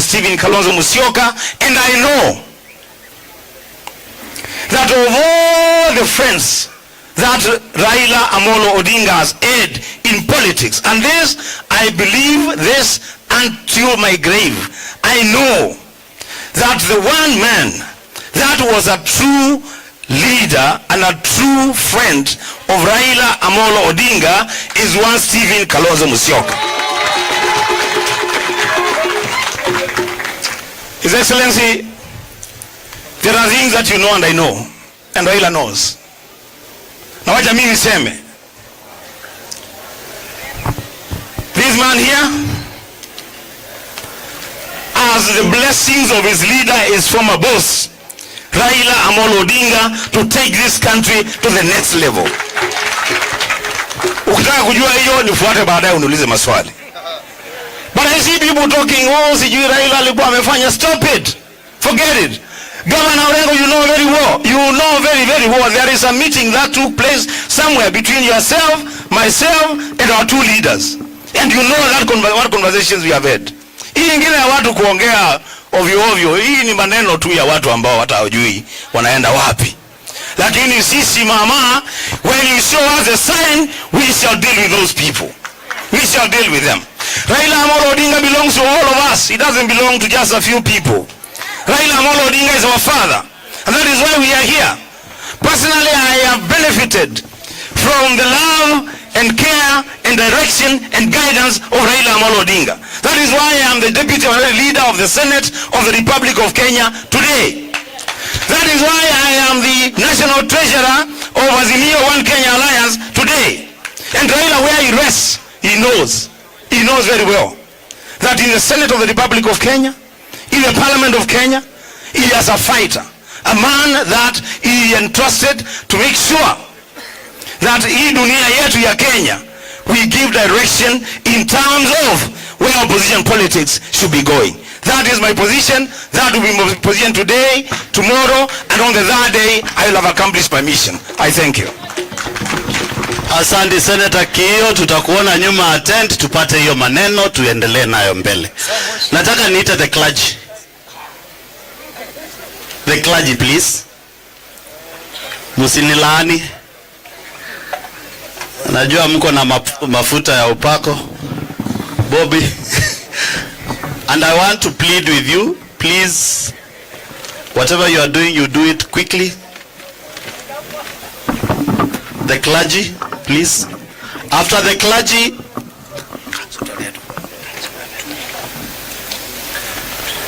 thank you. Okay, proceed. Your Excellency, Dr. Stephen Kalonzo, Mama Hinda, here are the pastors, and I want to quickly introduce the clergy to you. We came with senior bishops and apostles, and we came with the referents, and we came with the archbishops. So I request, starting from the bishops here, to say their names, and then we'll end with the pastors. Wachungaji wote wale tumetoka na wao kambani, tafadhali songeni mbele. So let's start with your name and the denomination. Bishop. Just name and the church. Name and the church. Bishop Dr. Michael Kilongenga, Global Vision Church. Thank you. Reverend Canon Stephen Obongo, ACK Diocese of Machakos. Pole mama.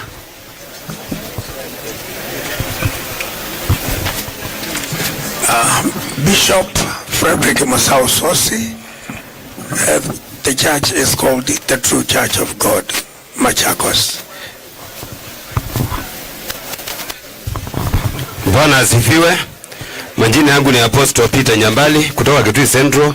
Kanisa ni Open Doors Ministry, kwa ufupi ni ODM, yani Open Doors Ministry, Kenya.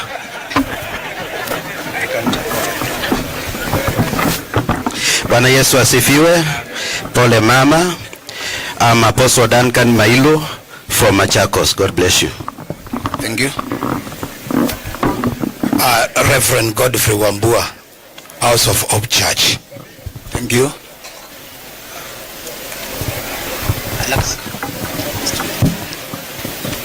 My name Peter Mutwa, Reverend Overseer GNCA Church. Thank you. Reverend Joseph Mwendo, Eternal Fellowship Ministry. Reverend Patrick Makumanzia, GNCA, Pole man. Nyinga Bishop Peter Wambua, Outreach Ministries, Kitui. Thank you.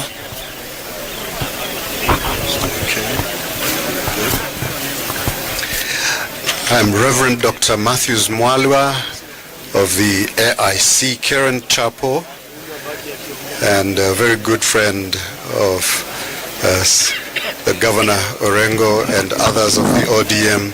May the Lord bless you and keep you, comfort you all the days of your life. Amen.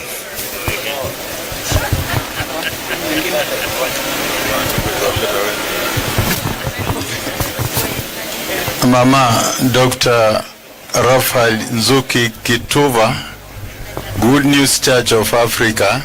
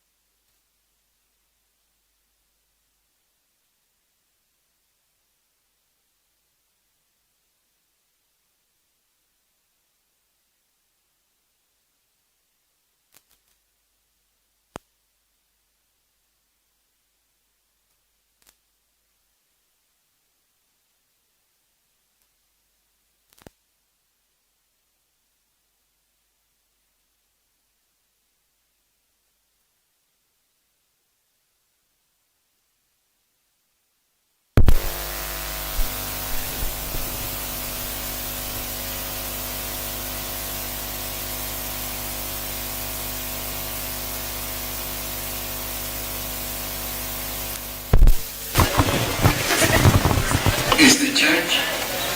We came to you. We are really much honored to know that you are a canon, you are part of us, and now we understand why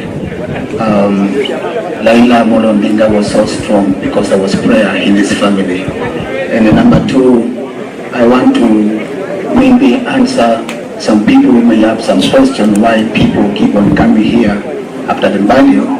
It is actually recorded in the Bible that when Lazarus died, even in many days after he passed on, there were many people in the house of burying mother. And therefore it is very biblical for people to keep coming and to pray with you. And therefore I will ask Canon Bishop Monope of ACK Machakos Diocese to hand you over a gift and say something on behalf of the church. Thank you, Bishop Zomo. To Your Excellency, Honorable Kalonzo Musyoka, Lay Canon Hida, and the family, we are privileged to be here to say Pole and to tell you that God is with you. Psalm 121 talks about where your help comes from. And as you are aware, in the Anglican Church, we have three important tools that help us to walk in journey of faith and even in difficult moments. One of them is the Bible, which you have to read every day and it will nourish you spiritually. And the second one is the prayer. And you know, Anglican Church is a liturgical church, and as a canon you have to defend the faith. So we hand over to you this our morning service for prayer that you pray every day. There is a morning prayer and evening prayer, and all kinds of prayers are there. Pray always. Number two, God created us to worship Him through music. And as Anglican, you know, we are very much connected with current bells. Here are the good songs. When you feel down, just sing and your heart will be refreshed. Here again, we have some theological literature which is here. One of the books, I am the writer. I'm a co-author with my brother here, and other spiritual readings that you can read daily, and you will be nourished spiritually. May God bless you. And I'll ask Bishop Emeritus Mutungi to pray for you, because that is the work we have been given by God, and we are going to do that. You don't know, I met Baba at Israel at a workshop for democratization space and the role of the church in the democracy. However, I knew him very well with the Professor Nangi. Let us pray. Father, we thank you and we dedicate these readings, books, and your word, that as Mama reads them, she'll be rejuvenated. She'll comprehend of your love and care. Now we dedicate them for our use, that God, you may minister to her and comfort and direct and empower her. In the name of God the Father, Son, and the Holy Spirit. I also want to bring greetings from the Bishop of ACK Diocese of Bondo, whom we communicated, and then he said that he'll be away in a meeting in Nairobi, and he said his greetings. And Your Excellency, Honorable Kalonzo, the Bishop said that you are most welcome to Bondo ACK Diocese.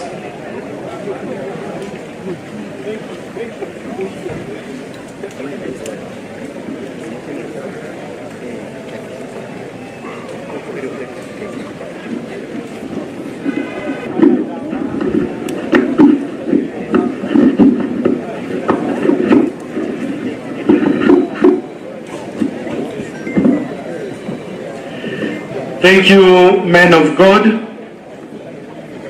Your Excellency, with your permission, allow me to introduce a short interlude. He is a solo performer of the violin, and he is here to perform a song that His Excellency Dr. Odinga loved originally composed by Harry Belafonte. Allow me to invite this young man to perform before us. You're welcome.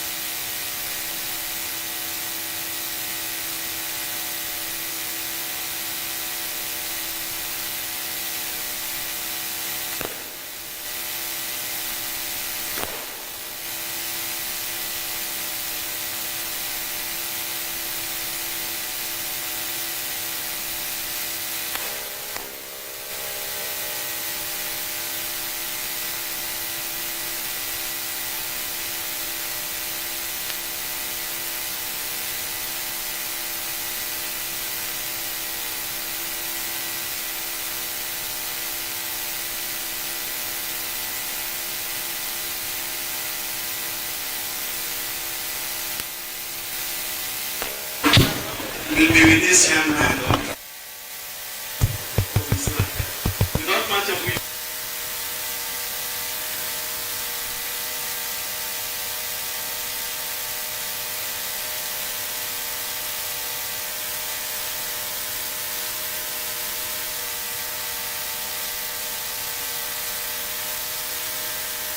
lend us to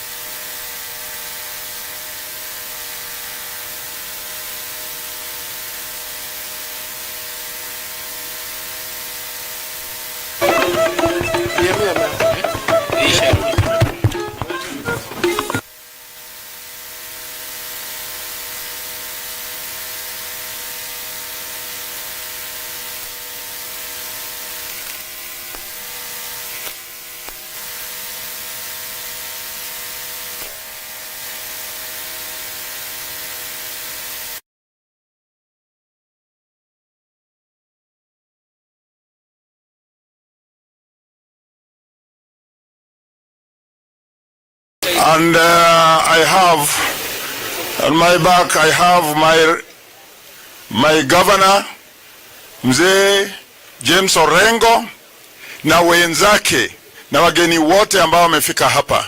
Mimi nikiwa hapa ningependa kuchukua nafasi hii kuambia ya kwamba nimesimama hapa kwa niaba ya wazee wenzangu ambao mmesikia ya kwamba wametoka huko Ukambani, wametoka huko Meru, na zote tumekaa pamoja. Mmeweza kuona hao mbele, wengine wakisimama.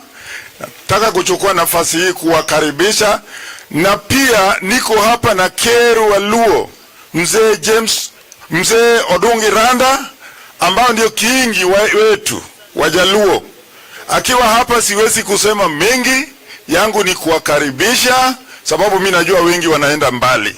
Kwa hivyo ningependa kumuita hapa Mzee Josephat Kiringiri. Josephat kwa niaba ya Njuri Ncheke aje hapa kwa niaba ya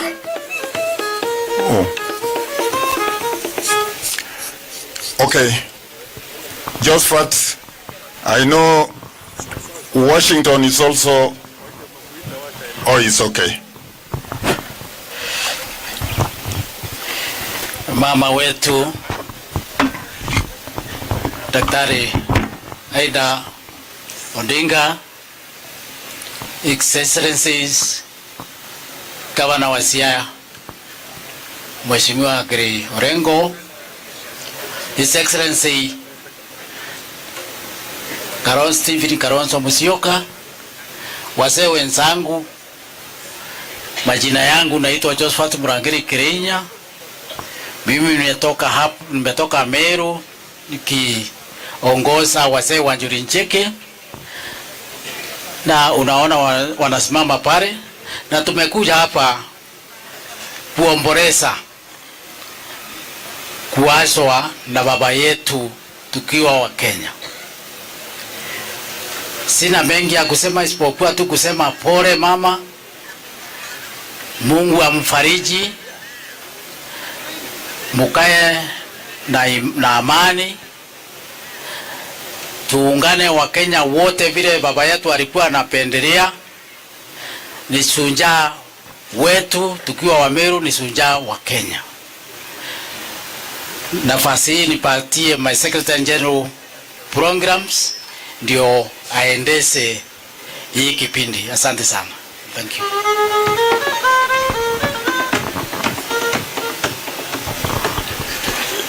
Bwana Yesu asifiwe.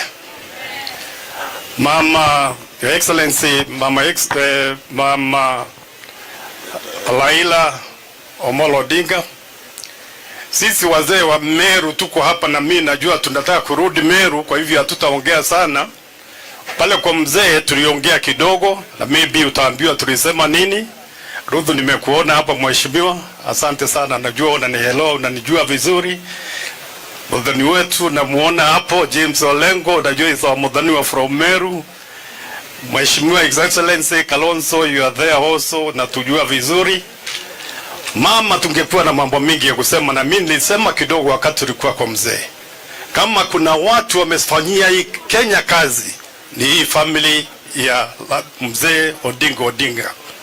Unajua Odinga alikuwa anapewa hii nini serikali awe president, na akakataa. Wazee kuweni mnakuja, kujeni kwa sababu because of time.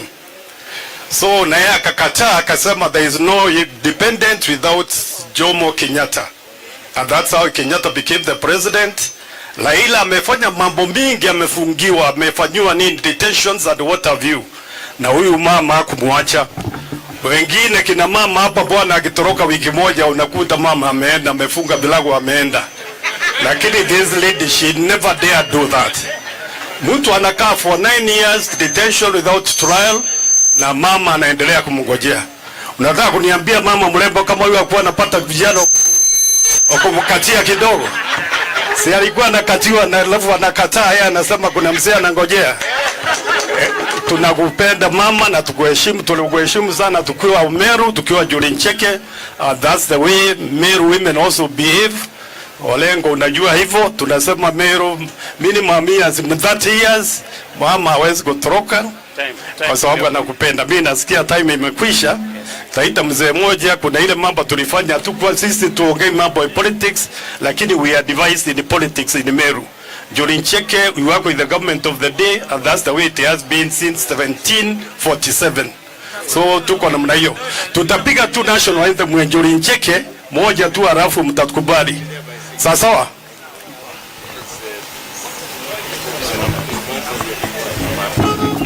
Ulinekorie eho hocho akaura bechao hona rumanira Njuri ekaura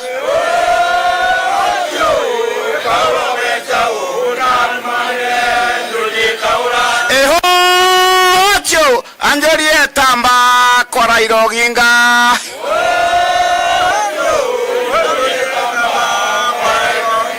mumu. Kwa hivyo tuko na nani atapeana hii nini? Peana hii kitu. Ongea hapa. Baba waka nenda ndani.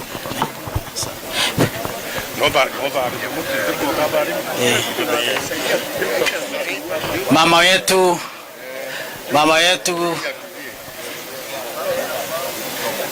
kijana wa mboma hii, mukabidhi hiyo.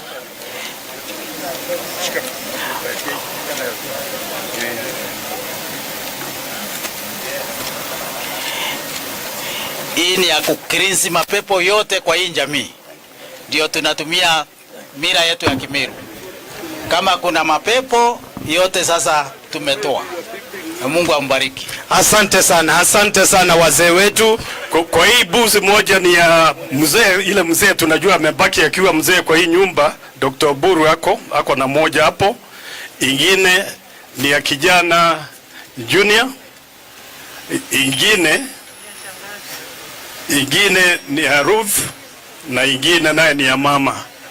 Kwa hivyo kwa hii itapelekwa nyumbani kwenu kama pepo yote kutoka pahali yoyote. Hiyo itapotelea habari kama upepo. Si namna hiyo ndio nicheke. Asanteni sana. Asante wazee, endelea ndugu yangu. Basi kwa hivyo ningependa mzee wetu mzee Odonge aje mbele aite wenzake. Tuko na mzee James Kalonzo ametoka Ukambani. Sasa mzee atamuita.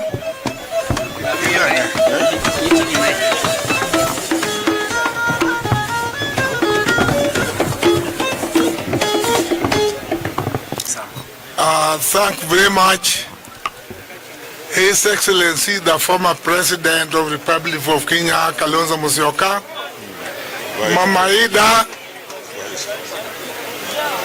na protocol observed. I don't have much to say. I come here as the king of the Luo community, and at the moment, I'm calling upon the chairman of Akamba community to come up and say something. My brother, come. Can we take this thing to him?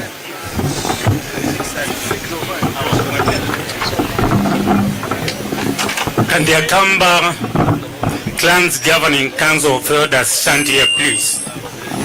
Tafadhali, we do not want to be seen to waste time, and yet we went to school.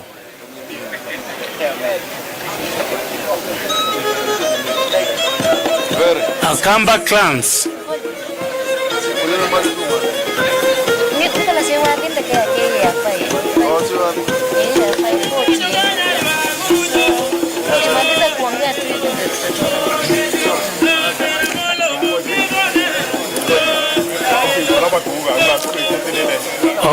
Okay. Mama Raila Oginga Odinga,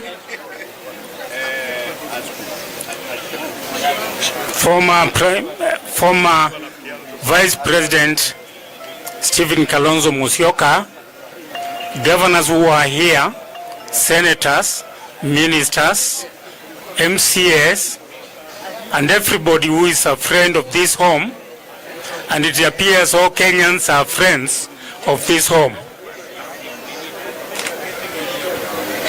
Do I stop talking?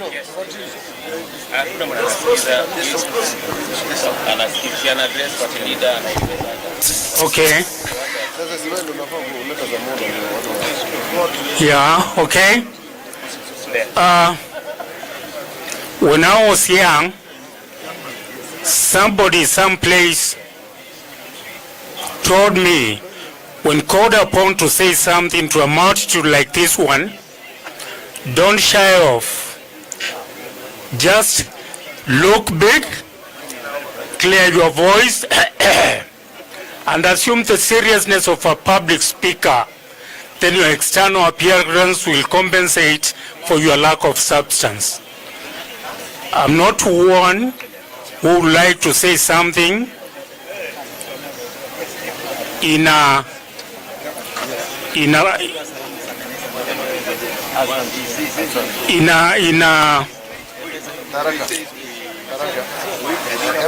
former Prime Minister's home.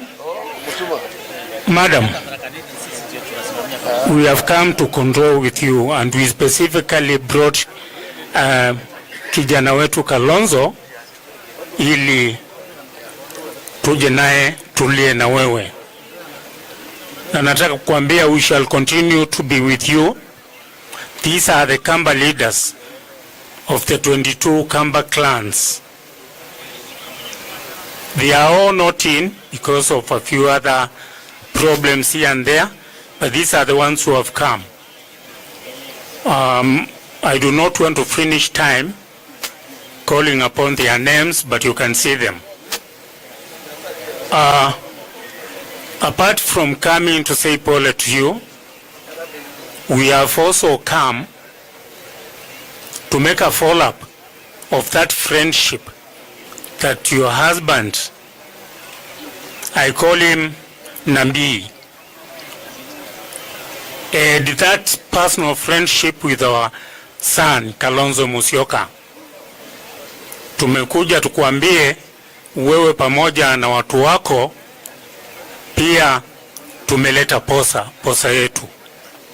Kule Ukambani ukitaka msichana unapelekea babake ng'ombe 8 na ndume 4. Lakini sisi tumeleta ng'ombe 100. 80 will be counted as the 8 ng'ombe wa kike na 4 ziwe counted kama ng'ombe wa kiume, ili tuombe huyo msichana ambaye tunampenda, ambaye Raila Oginga akiwa pale alipo tulikuwa tumesoma akili yake kwa matendo aliyokuwa akifanya, ya kwamba he wanted to prepare our man His Excellency Stephen Kalonzo Musyoka for the next seat in 2027. Kwa hivyo wale ambao tuko nao hapa kwa huo mkutano, ninawaomba msaidie mama ili hayo yaweze kuwa. Na kwa hayo machache na washukuru sana na kuwatakia safari njema. Thank you. Asante sana wazee wetu, Mungu awabariki vile vile. Niombe kumkaribisha gavana wa gatuzi letu la Siaya atuongoze kutoka hapa. Welcome Your Excellency Governor James Agre Orengo.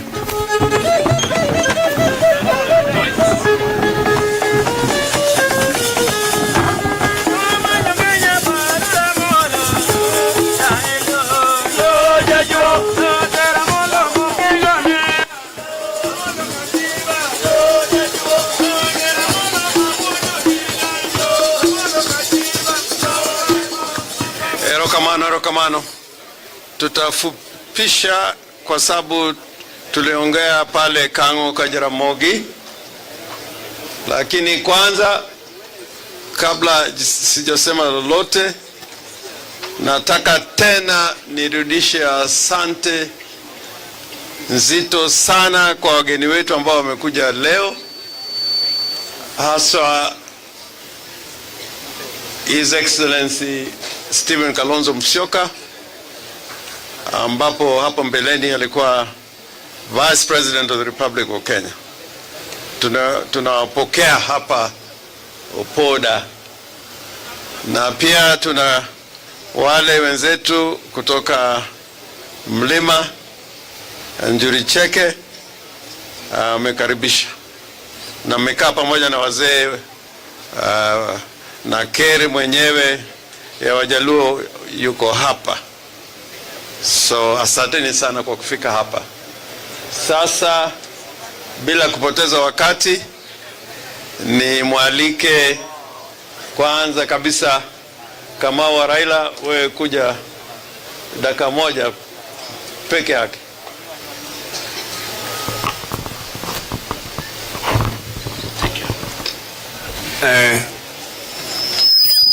Kwa mama Aida na watoto wa boma hili ya baba, lakini mimi nilikuwa simuiti baba, nilikuwa nikimuita mzee.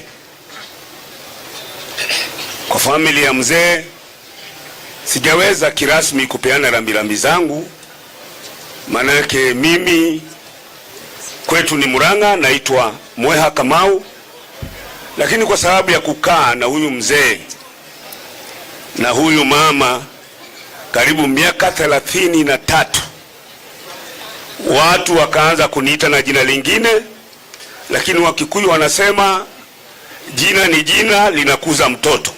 Wakaanza kuniita Kamau wa Raila. Ningelipenda kupeana rambirambi zangu kwa mama na familia, na nataka kusema ninawajua vizuri. Yule mtu alinifanya mimi nijue mzee ni marehemu rafiki yangu Kenneth Stanley Njindo Matiba. Walipotoka detention, mama na mzee walikuwa wakiniita Kamau wa Matiba, lakini tukawa na uhusiano wa karibu zaidi. Tumefanya mambo mengi, kama ni kuandika memoirs zile naweza kuandika zangu na familia hii, sijui nitaandika peji ngapi. Kwa hivyo hili jambo lilipotokea, kama kuna mtu ambaye mpaka saa hii vijana wanasema kuchukua fomu hajachukua fomu, ni mimi. I want to be honest, it was only yesterday that I had about 4 hours sleep. My bigger brother here, Steve Kalonzo, knows that we have walked a journey. Imekuwa ni jambo ngumu, lakini haya yote ni ya Mungu. Tulikubaliana na mzee msemo mmoja wa Kiswahili kuwa kuzaliwa ni bahati, kufa ni lazima. Tumekubaliana hapo.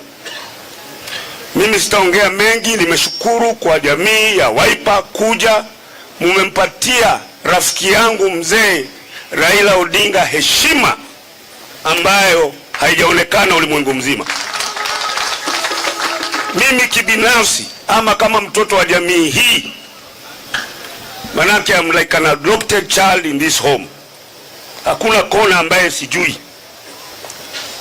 Nimewaambia asanteni sana na Mungu awabariki, na siku moja Kalonzo Musyoka tutalipa kisasi.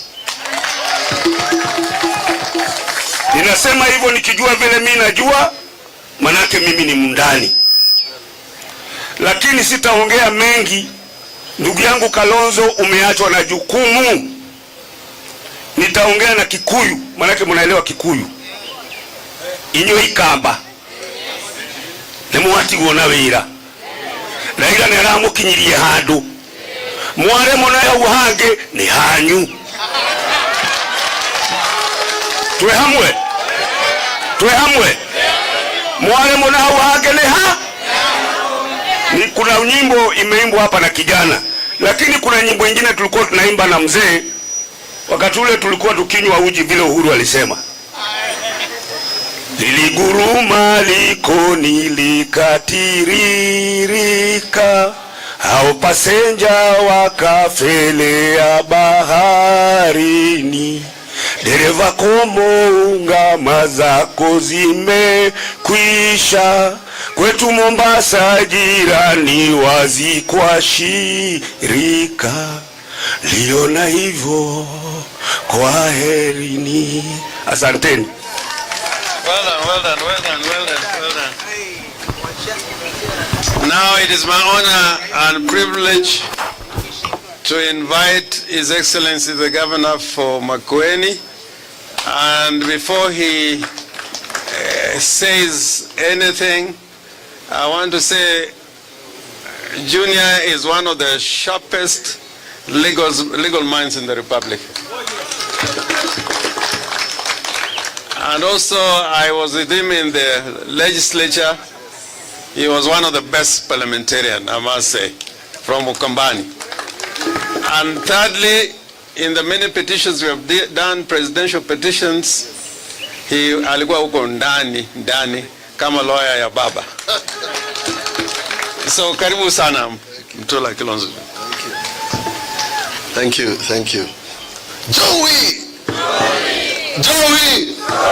Joey! Thank you. I'll speak very few words kwa sababu tumezungumza sana, and Mama has had a lot. So to Mama Ida and family, from my wife Anita and myself, tunawapa pole. The second thing I want to say immediately after what James Orengo has said here is that everybody has said about what Baba achieved. But there is one thing Baba wanted and has never materialized. That is called a free and fair election. Mnataka nirudie? Free and fair election. Hiyo Baba ameenda kama hatujatimiza. And we must continue saying so. Mimi na James Orengo tulikuwa kwa kamati maalum ya bunge 2016. Tukatengeneza sheria ambayo iliwezesha Supreme Court kunalify elections za 2017. Tulifanya na huyu James Orengo.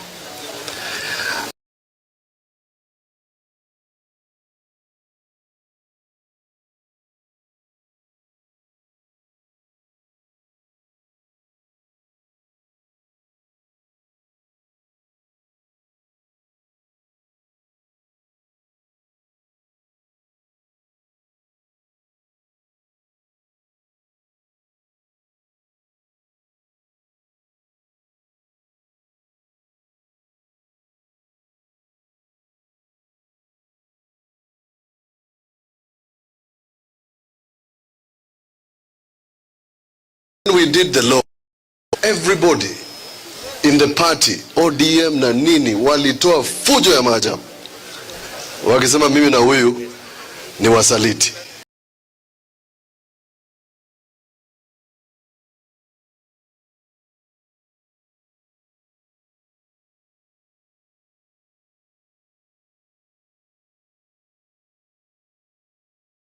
Amolodic.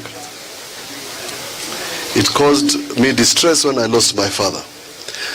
But on 19th of July 2013, wakati nilikuwa nimekataa kabisa, saa 10:30 akaingia Serena, akasema huyu kijana ako wapi? When he saw me, he says, I want to hear it from you.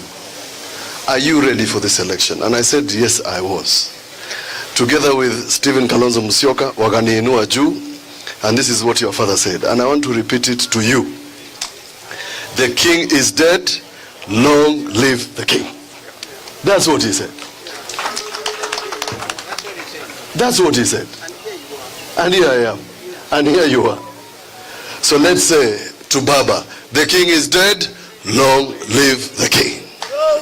May Joey rest in peace. Asanteni.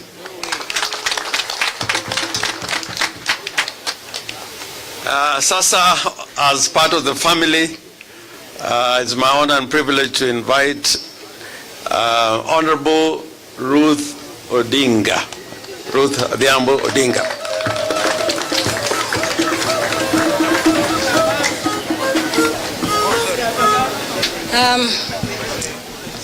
To His Excellency Canon Mama Aida Odinga, to His Excellency the Governor of Siaya, and His Excellency Kalonzo Musyoka, and all protocol observed. My first statement is to say, watu wa Ukambani, Njuricheke, all the elders who are here, poleni sana. Mmepokea? Nasema poleni sana because I know that Raila was my brother, but the whole of Kenya and Africa is mourning Raila. Uchungu mnasikia, mimi naijua. Kwa ajili baba alikuwa baba ya kila mtu.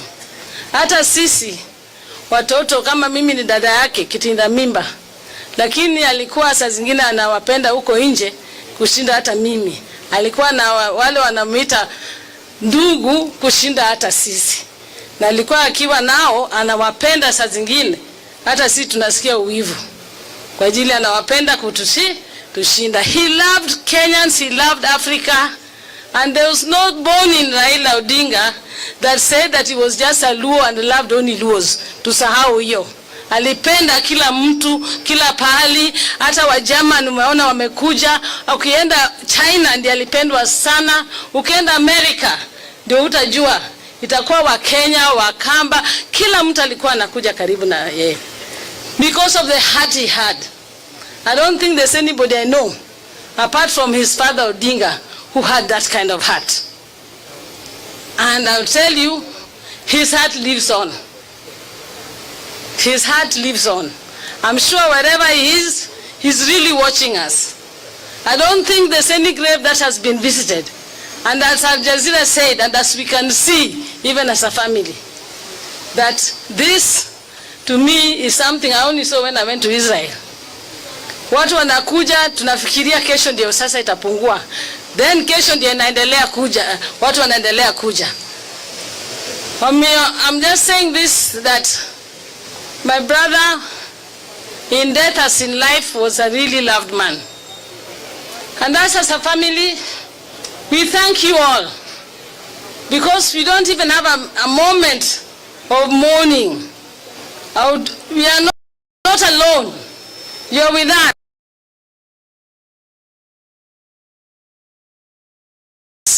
I love the way you are embracing my sister-in-law.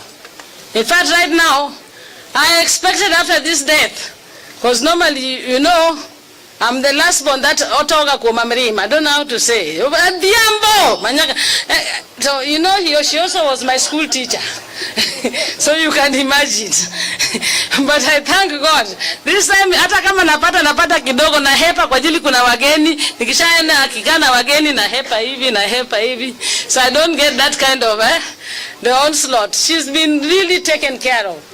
Tabu, asante sana for taking care of Mama. Junior, I love your strength. Same as Winnie and Rosemary. I think because of what we've gone through even in life as the Odingas, we are resilient. And I think we are very stoic. We were taught by Baba.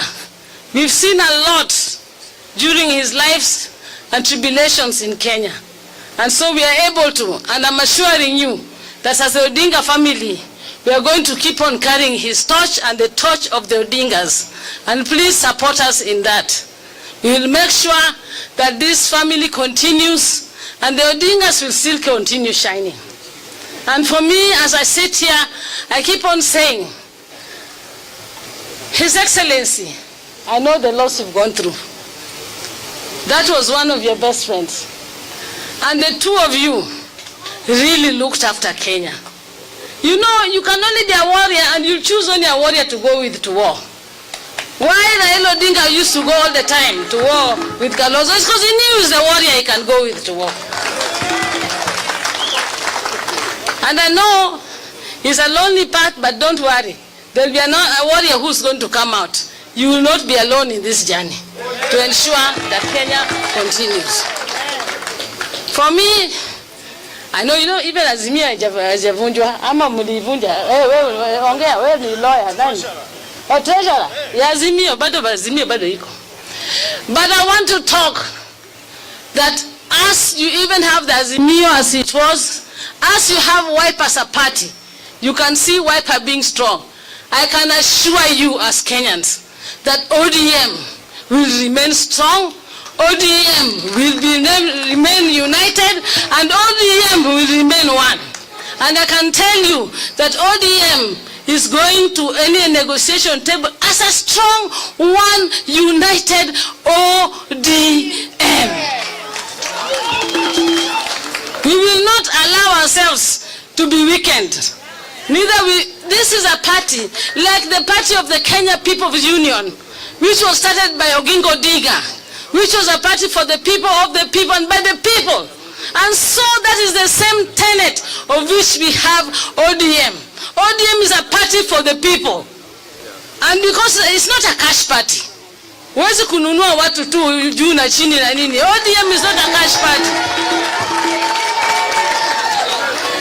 ODM ni party ya watu. And we will take it back to the people and let the people decide.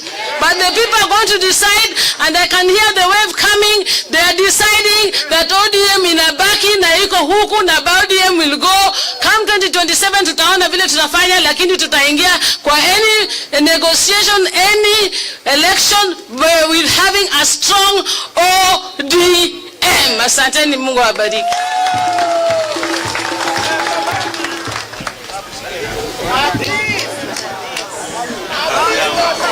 Was that Raila talking? Now we are about to come to the end, and my next speaker is going to be His Excellency Kalonzo Musyoka, but just allow me to say this before he comes. Senator Wambua was right. I've been in many meetings where people were discussing about who is going to be the candidate. And three times,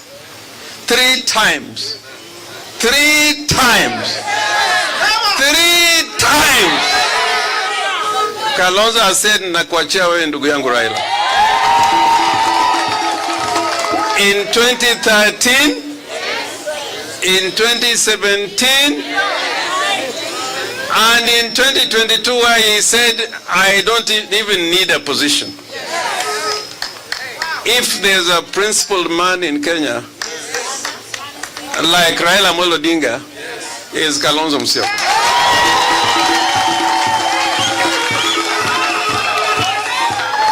I also want to say this again about Kalonzo Musyoka.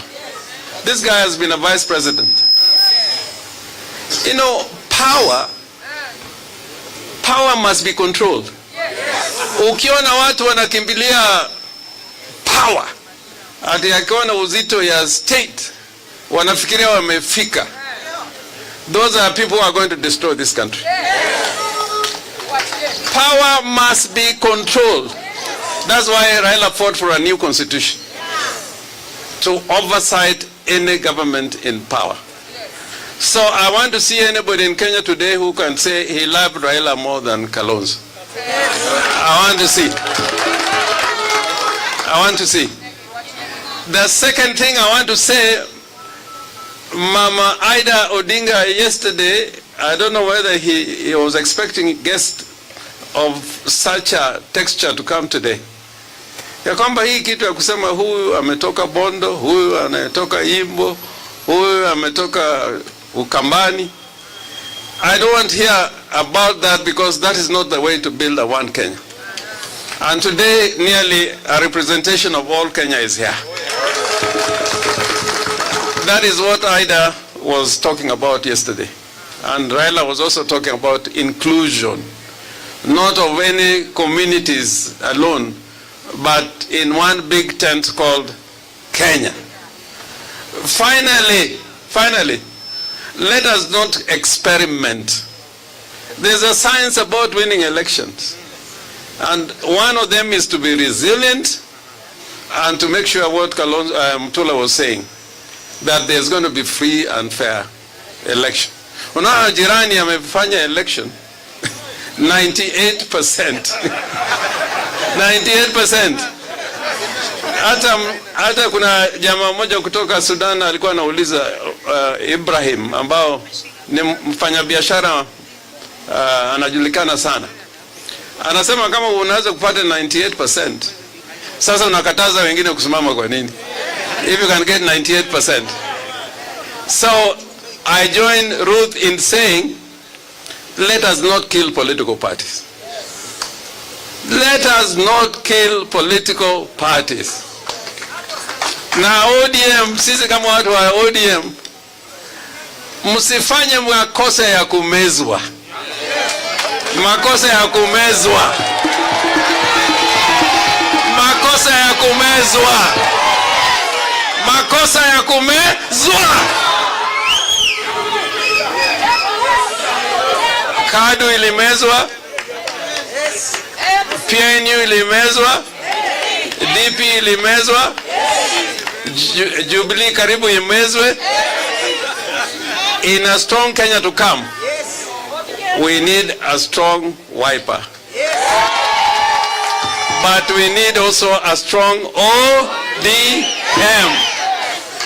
Not controlled by anybody in power, but controlled by the laws of the land. Sawa sawa. Sawa sawa.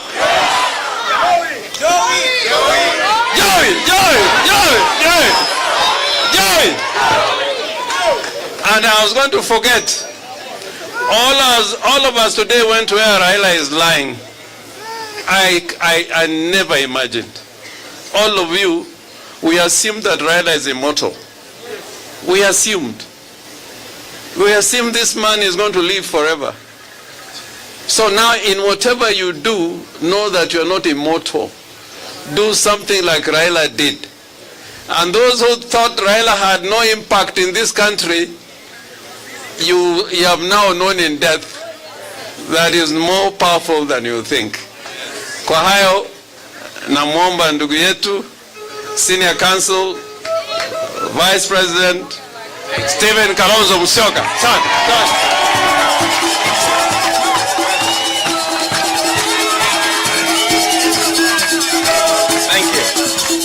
Thank you. Kwa sababu ya wakati tuketi. Joey. Nataka kufanya jambo moja hapa la kuonyesha kwamba nyumba hii ya Jaramogi Oginga Odinga, nyumba hii ya ndugu yangu Raila Amolo Odinga, tulikuwa tunaitana ndugu, na leo tumekuja kiundugu, and my comrade, our sister Aida na watoto wote, utukubali ili tuonyeshe kwamba once it's biblical, when the good Lord himself, God said, there will not lack in the house of David a leader. Kwa hivyo kijana yangu hapa Junior, na kuuliza kwa heshima ukuje ni kutunuku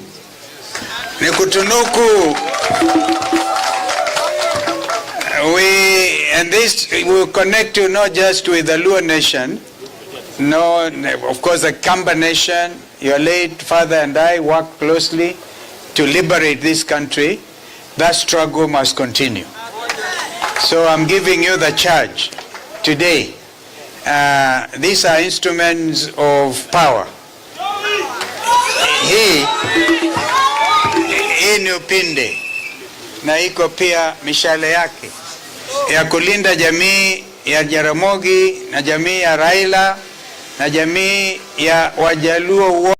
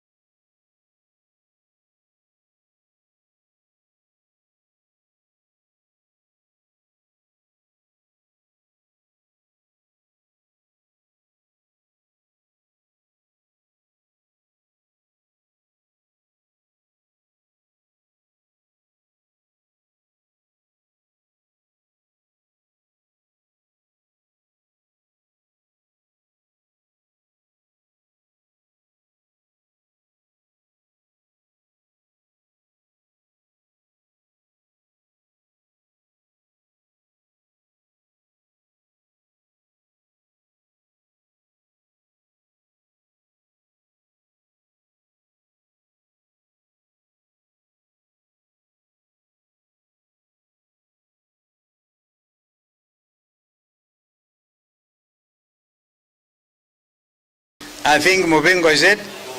Yes. Ndio hiyo. Bwana Orengo, nilikwambia nilikujua ukiwa shule. Na ulikuwa mpiganaji. Huyu Bwana Orengo nilimjua akiwa shule na alikuwa shupafu kuwapigania wanafunzi wenzake katika chuo kikuu, na sasa amepigana akapigania Kenya na anaendelea kutuongoza kama governor. Na hata akiwa governor is a senior consultant because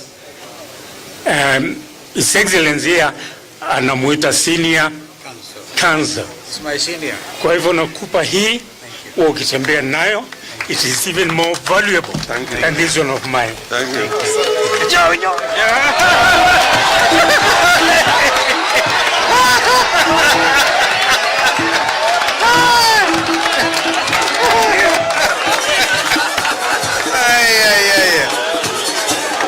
Joey, kwa sababu ya wakati naona tunakaribia kikomo, lakini kuna kitu kimoja ningeuliza tumalize na wimbo wa taifa, na tukifanya hivyo ili kumwenzi ndugu yangu Raila.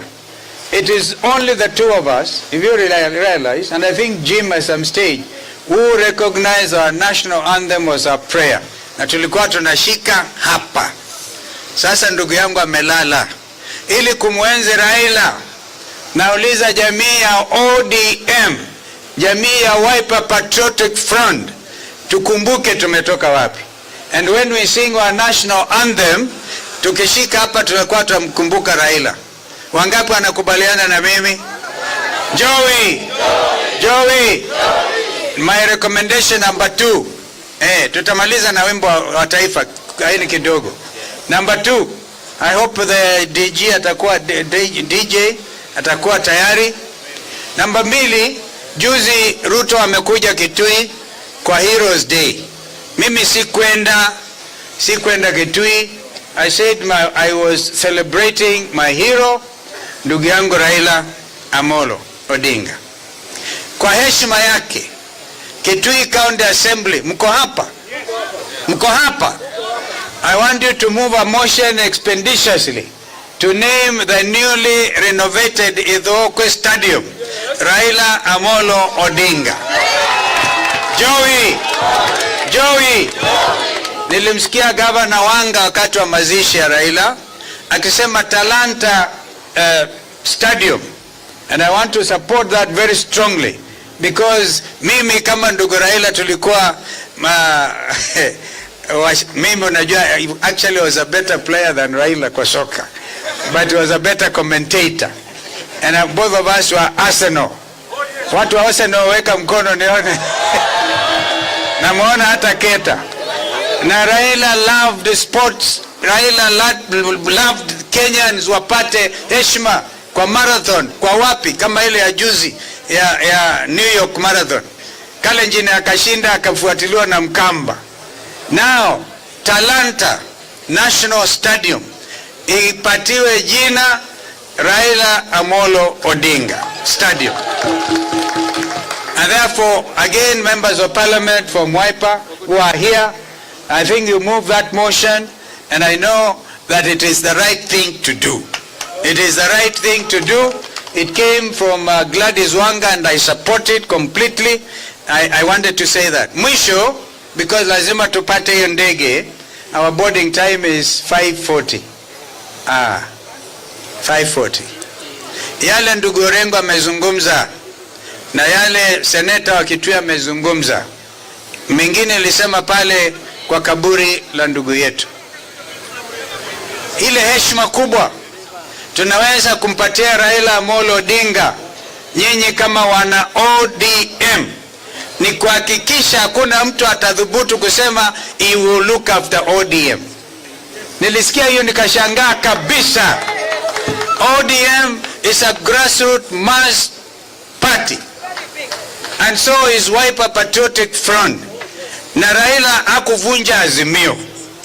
Kama kuna mtu mwenye haki ya kumuenzi na kujaribu jinsi tuwezavyo to make sure the name Raila Odinga lives on, it is one Stephen Kalonzo Musyoka.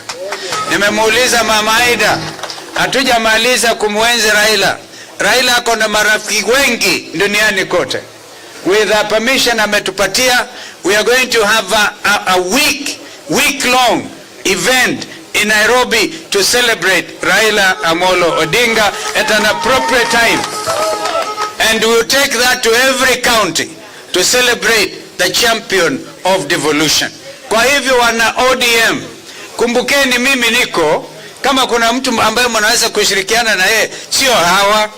Jamani, sio hawa. Jamani, sio hawa. Sio hawa kusema ule mtu akitendawili. Raila ni mtu akitendawili, alikuwa kiongozi. Si namna hiyo? Amewafanyia basi kitendawili, amekuwa shujaa zaidi wakati amelala. May God rest his soul in eternal peace. Amen. Asante. Now let us stand and do the national anthem. Tukishikilia hapa. Oh, sorry. Oh, mama hajaongea. When she finishes, I think we'll then be able to do so. I was just looking at the watch. Karibu sana. Sorry. It is my brother Orengo to invite her. Yeah. And what you have done to Junior today, you did the same thing for Raila in Machakos. I think when we were running as COD. Same thing you have done today. Now I have the privilege of calling upon Junior to say a few words. Junior.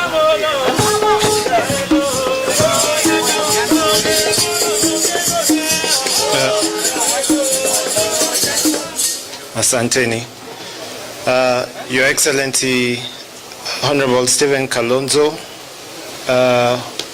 watu kutoka Ukambani, the leaders, the people from Juriteke, na wakaribisha tena huku nyumbani kwa mama na baba.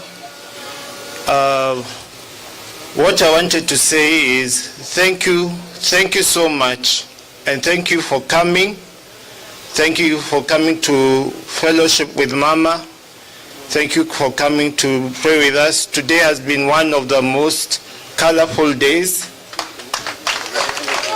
and we appreciate that. Your Excellency, the leadership role that you bestowed on me today, it's a great honor on myself, and I do not take it lightly. I want to say thank you so much for bestowing this upon me, and I'll be coming to you later on to have further discussions on how I, Raila Jr., can be able to carry out my roles as the Kamba leader bestowed by you, if that is correct. But because of the interest of time, I want to just welcome my mother, Honorable Ida Betty Odinga, and I wish you all, please come back again, come back. This is home, huku ni kwenyu. You're welcome anytime. Even me, I'm a visitor over here as well. Kwangu ni Kango Kajara Mogi, but everyone is welcome here. Asanteni. Unaona kwamba mtoto wa Simba ni Simba. Junior ni Simba ama ni Simba? Junior ni fire ama si fire? Junior fire. Kalonzo fire. Mama Ada fire. Sasa kwa heshima zote, Ada Orengo ni fire. Ada Orengo ni fire. Joy. Sasa kwa heshima zote namwalika mama yetu, First Lady of the People, Minpin, Dr. Canon Ida Odinga. Karibu.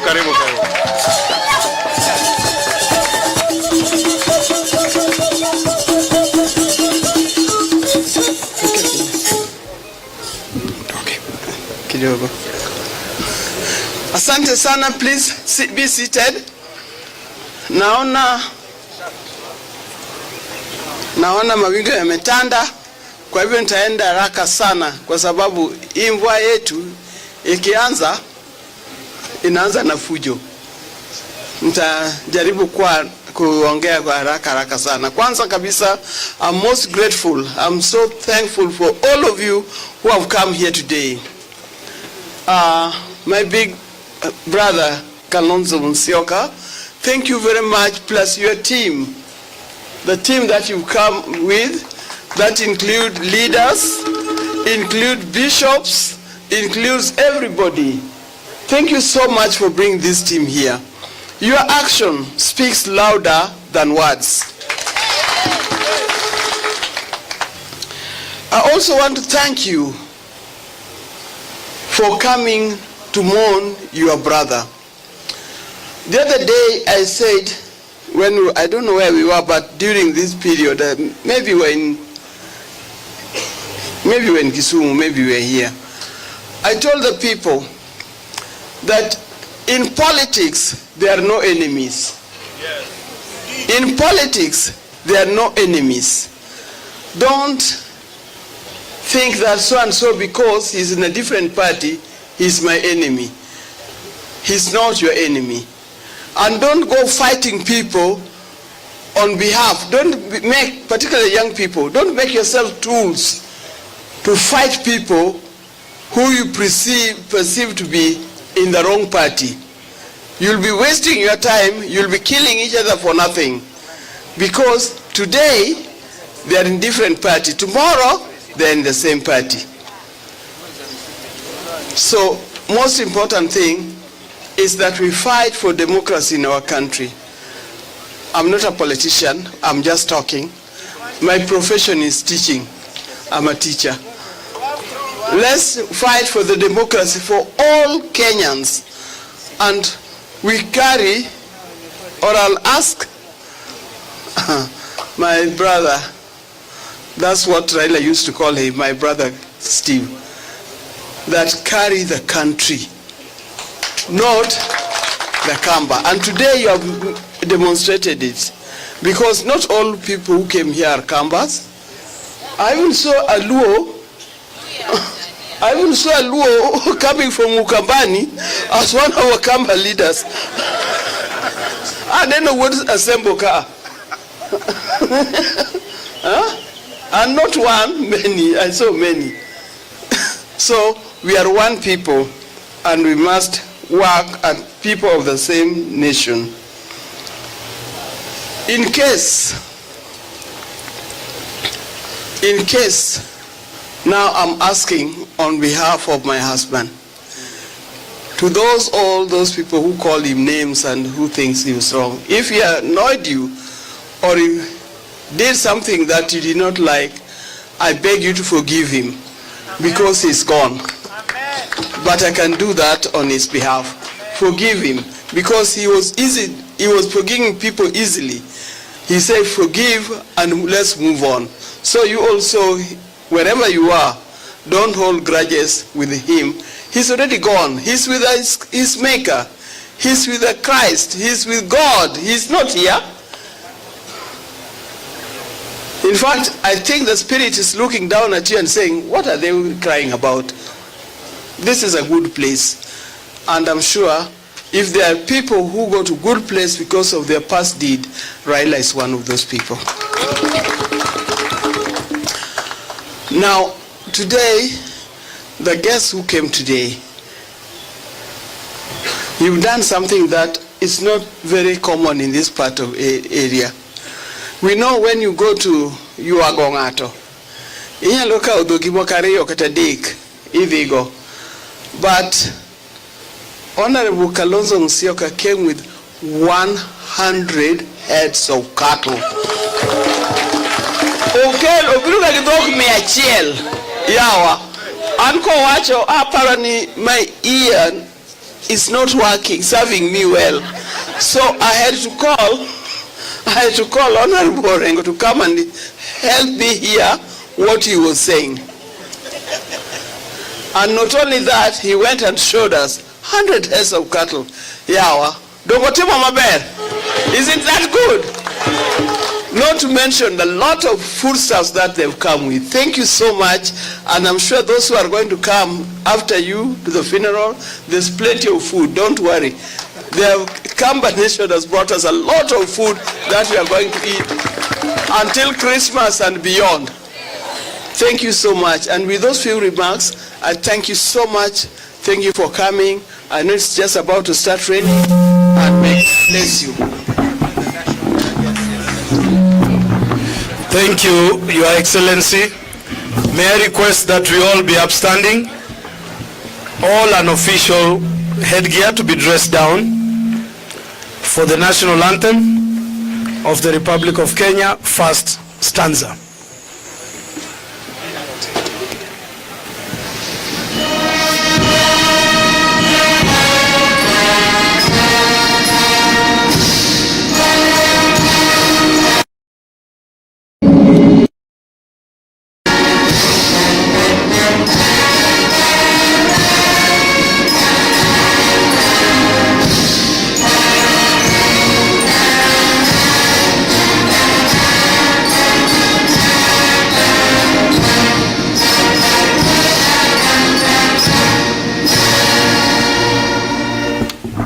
Thank you. May we remain seated as we allow our excellencies to take leave.